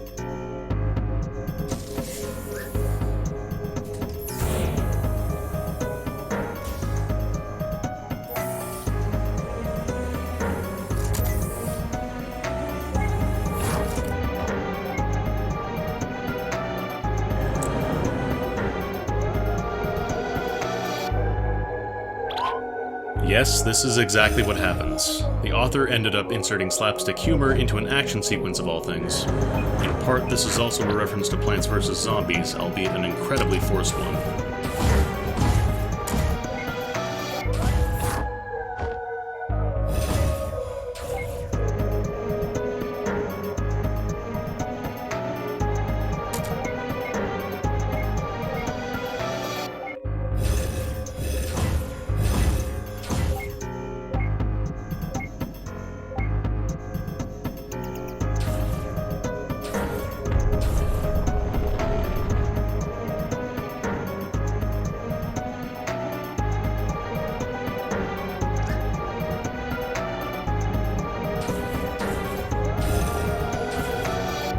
Overall, the sequence didn't really do much. The author tried to make an action sequence, but given that Watts shows no real ability to catch up to Rosalene or counter her tricks, there was no real suspense or confrontation here.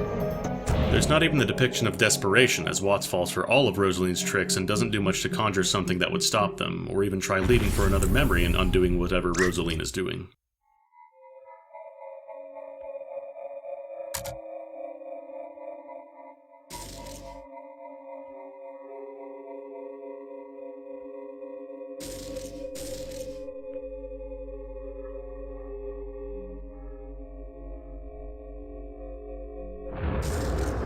The second corridor is at least more impactful, with all the broken memories providing a haunting sense of loss and foreboding, but it's all quite superficial.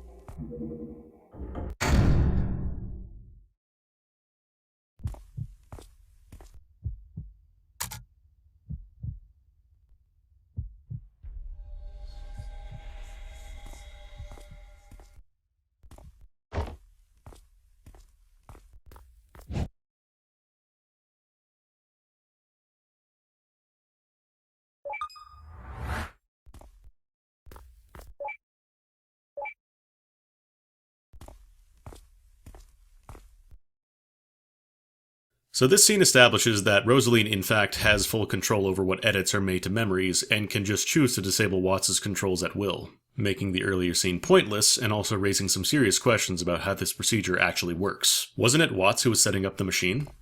Couldn't he have configured a backdoor of some sort to override Rosalene's controls? I mean, I'm glad that he's not the one in charge, but still.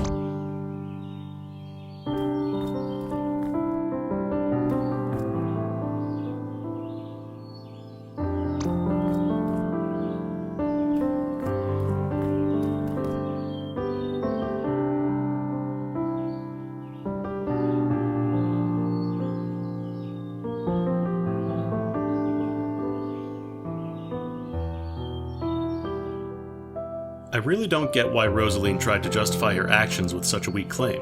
She was already working from a morally just angle, trying to give her patient what he had wished for and had paid money for.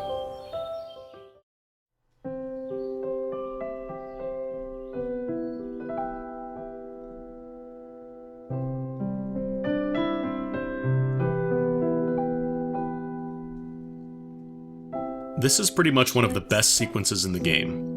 Watching his old memories get removed forcefully to the tune of this song is genuinely heartrending, especially when contrasted with him happily spending time with Joey and Nicolas. It's too bad that it's anchored by a mostly mediocre plot with lots of absurdities. She said, I'm sad, somehow without any words.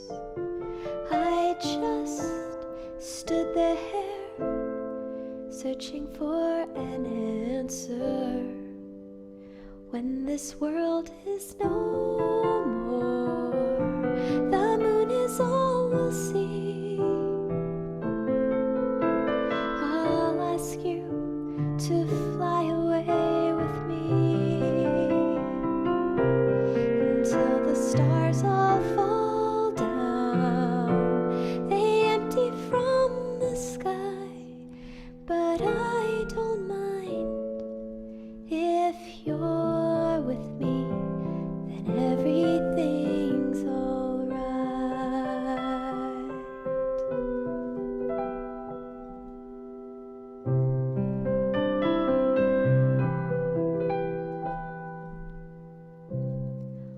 I do, my words always lose their meaning. What I feel, what I say, there's such a rift between them. He said I can't really seem to read you. I just stood there, never know what I should do. When this world is no more, the moon is all we'll see. I'll ask you to fly away with me until the stars all fall down. They empty from the sky, but I don't mind. If you're with me, then everything's alright. If you're with me, then everything's alright.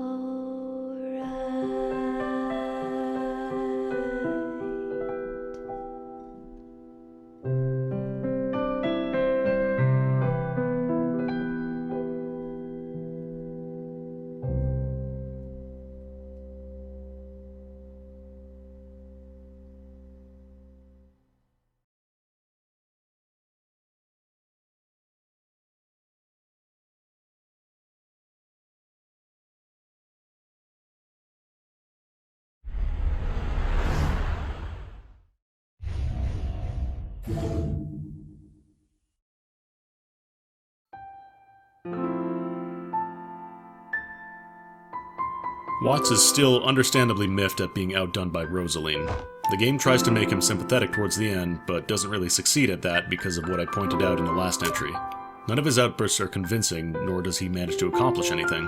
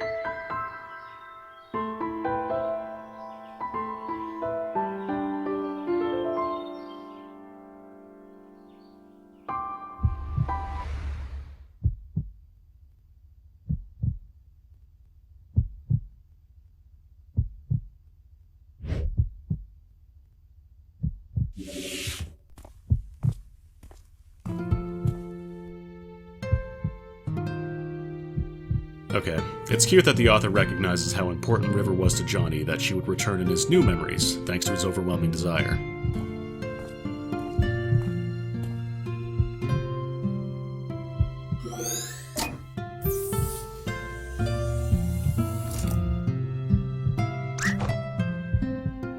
What I don't get is why these doctors seem to argue about the procedure here, with Rosalene even expressing doubts on whether it would work despite having edited his memories herself. Like, it's fine to double-check your work, but why were there doubts about River coming back or him successfully completing NASA training? Those are supposed to be key moments of his life, not minor details. Also, I find it a bit disturbing that River's replaced by a fantasized version of her based on Johnny's expectations in these new memories. He was always rather selfish in his relationship with her, so having her character be rewritten by him feels a bit wrong.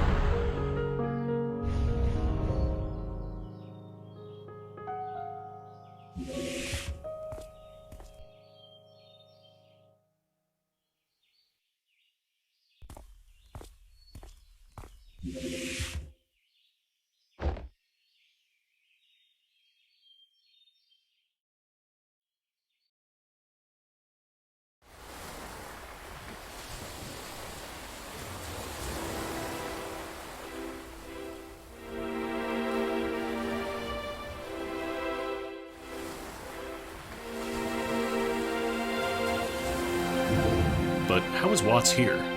Aren't these supposed to be derived from Johnny's memories? Shouldn't he be in the headquarters preparing for his space trip with his wife? Did Rosalene just bend reality completely within his memory?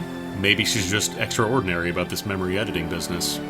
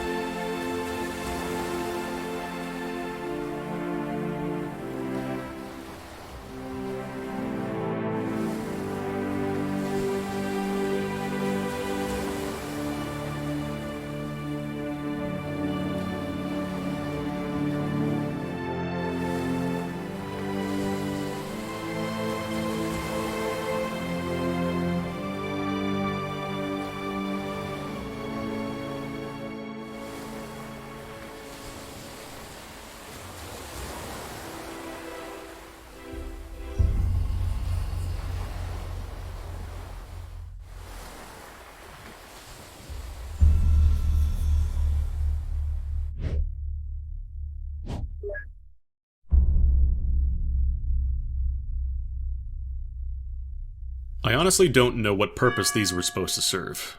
Clearly they all came from River's little speech about the stars and how lonely they are, but they don't make any sense when read out of context. Seriously, try figuring out what I never told anyone, but I've always thought they were lighthouses is supposed to mean when you just start Act 1. If they were supposed to be foreshadowing, they're not very good about it.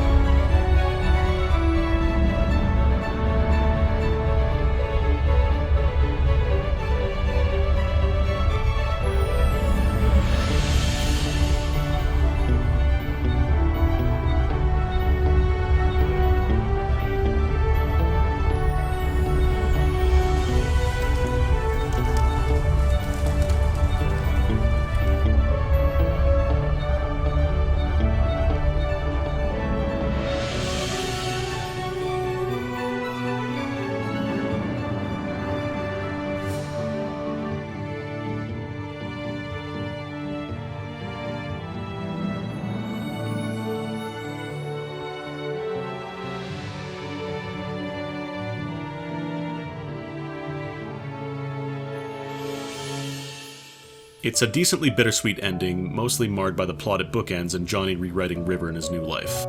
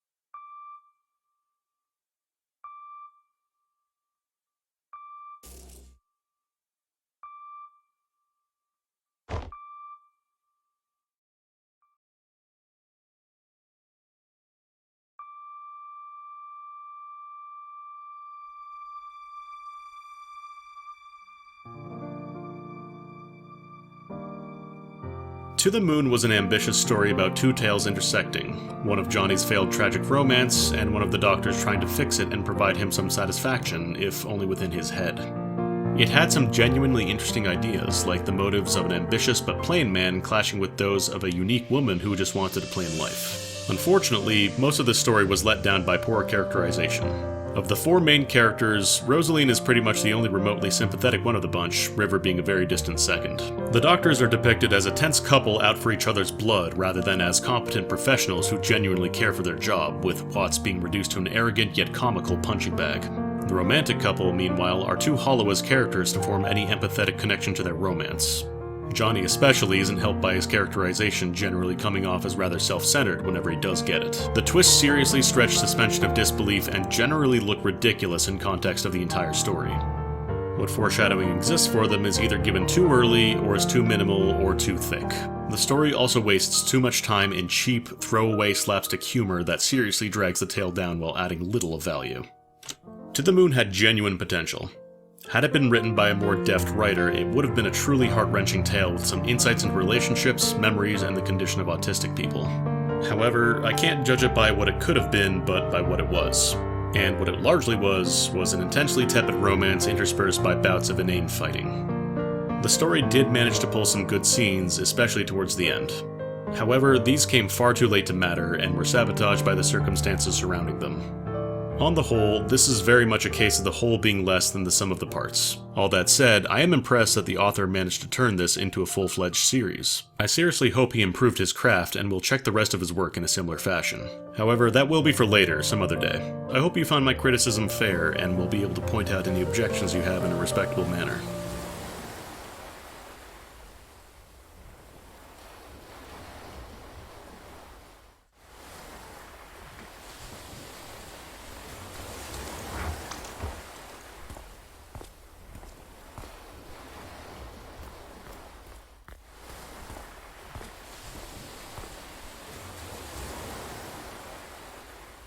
I guess Rosalene doesn't really know what wills are. Why is she surprised that Johnny willed his property out to the only adult person he's known for long?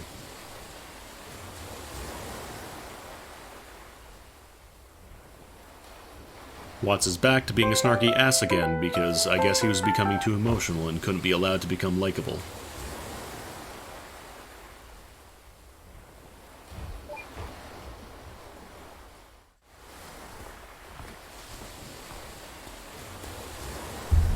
Oh, also the missing HP when Watts had his fake battle was all foreshadowing for Watts suffering from some sort of disease and taking painkillers to suppress it, as briefly displayed here and earlier in Act 2. A rather odd note to end the story on.